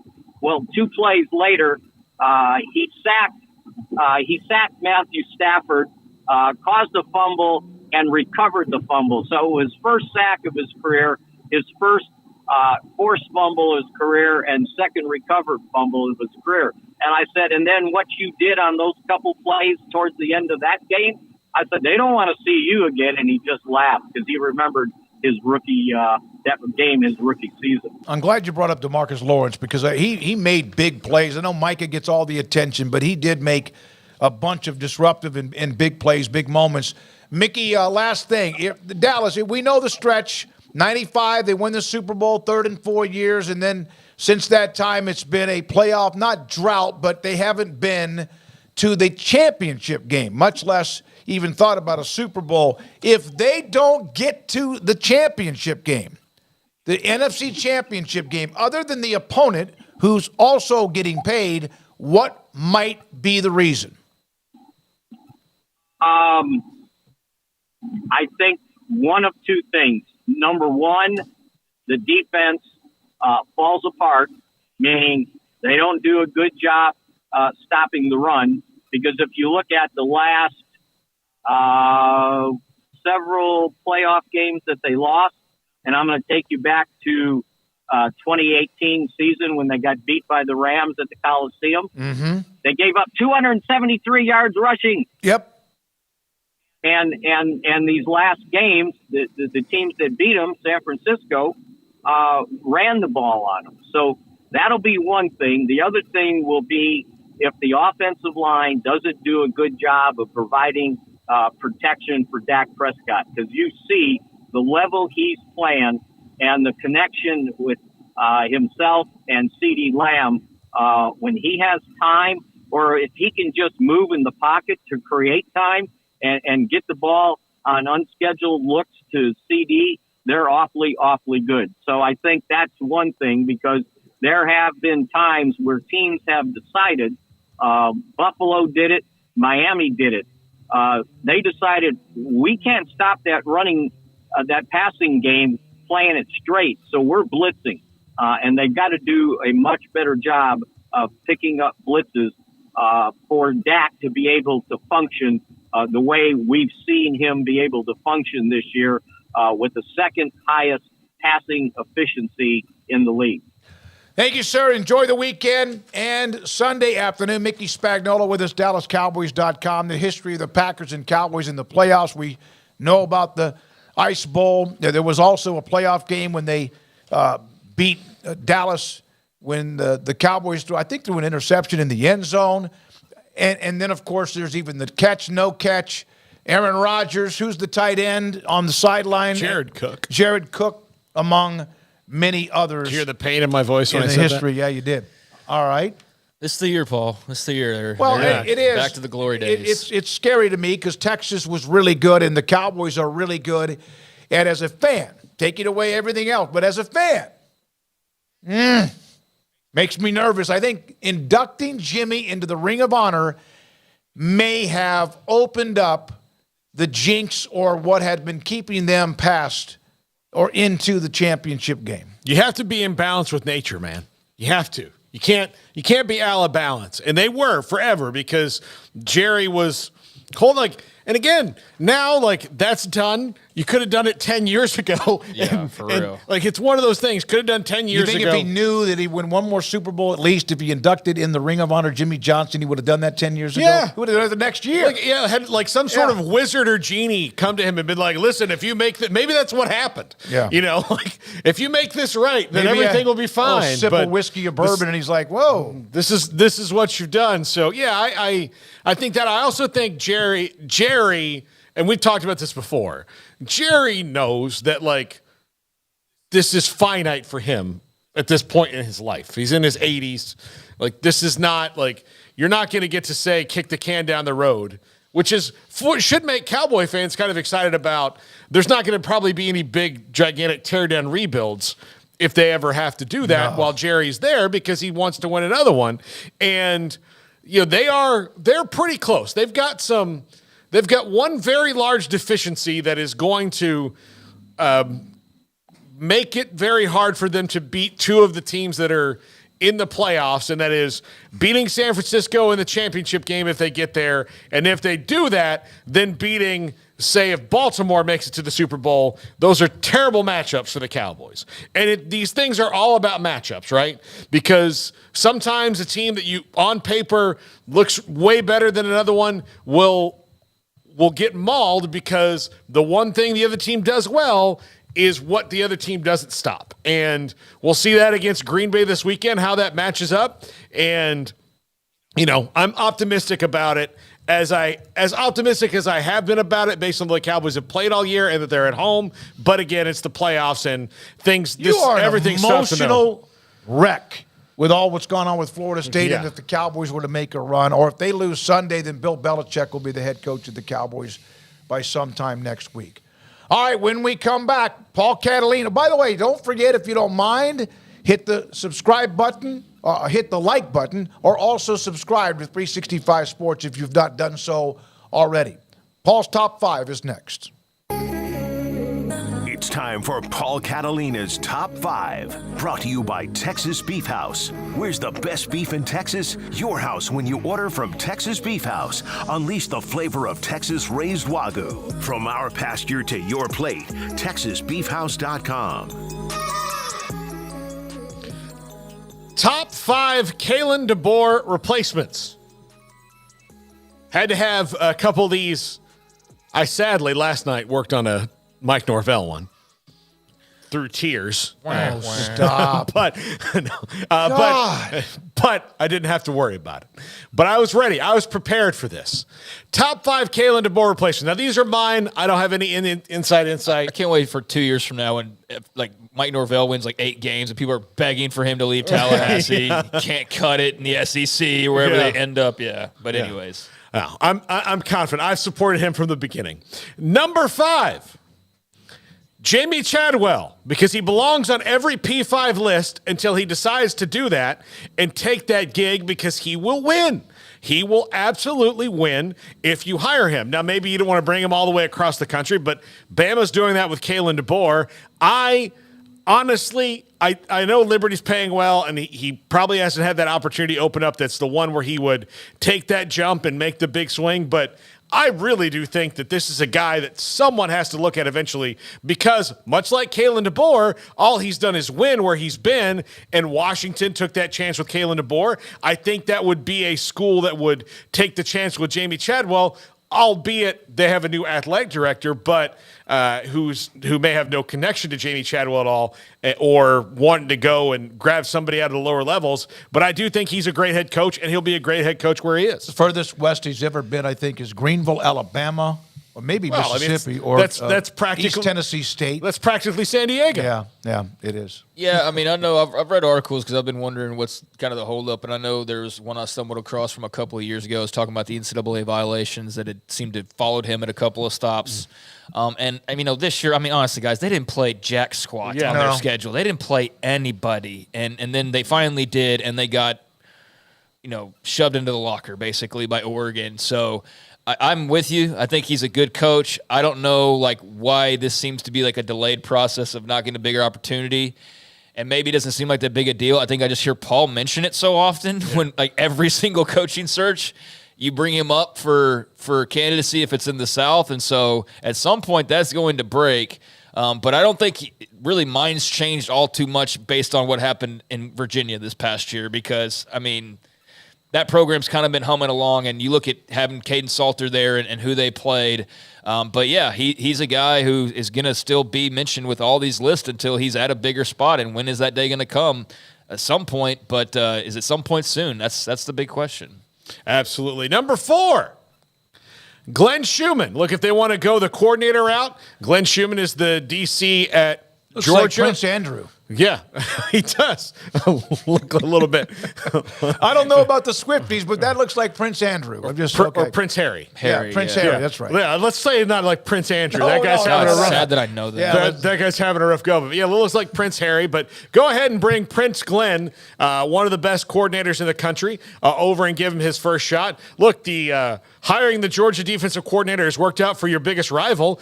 Maybe you copy suit there. I thought that when I was waiting to hear the coordinator name for Alabama, this is the guy I was expecting to hear because he's a Bama grad. He's in that tree. He's been at Georgia. That hurts your rival, all that. Not, Tommy Rees. You know they have to have an internal candidate most of the time, but I expected to kind of hear his name floated out there and didn't. So maybe, again, this could be an opportunity for him, but he's been a very successful over the last couple of years taking over for Dan Lanning, who left and went to Oregon. Okay. He was actually a name that was like a long shot with Alabama. Like his name was not that he was going to be it, but I saw that as if you look for any long shots at Alabama. Go ahead, Craig. Seems like a pretty safe bet to hire the guy from Georgia. I mean, they're kind of churning them out nowadays. But, yeah, he certainly is a name that we're going to hear a lot more about, especially when it comes to coaching candidacy as the farther down the tracks we go. So, yeah, that'll be an interesting guy to just continue to keep an eye on. And, Dan Lanning, I think going off and doing what he did and doing it so immediately, makes you think that like, all right, Kirby's the one that's going to be churning out all these guys. These. I mean, think about that. All the guys that Saban churned out, as far as head coach, like assistants turned to head coaches. Like it's going to be fun to watch Kirby's tree and how all that sort of branches out over the coming years. The amount of success that they've already had. Number 3.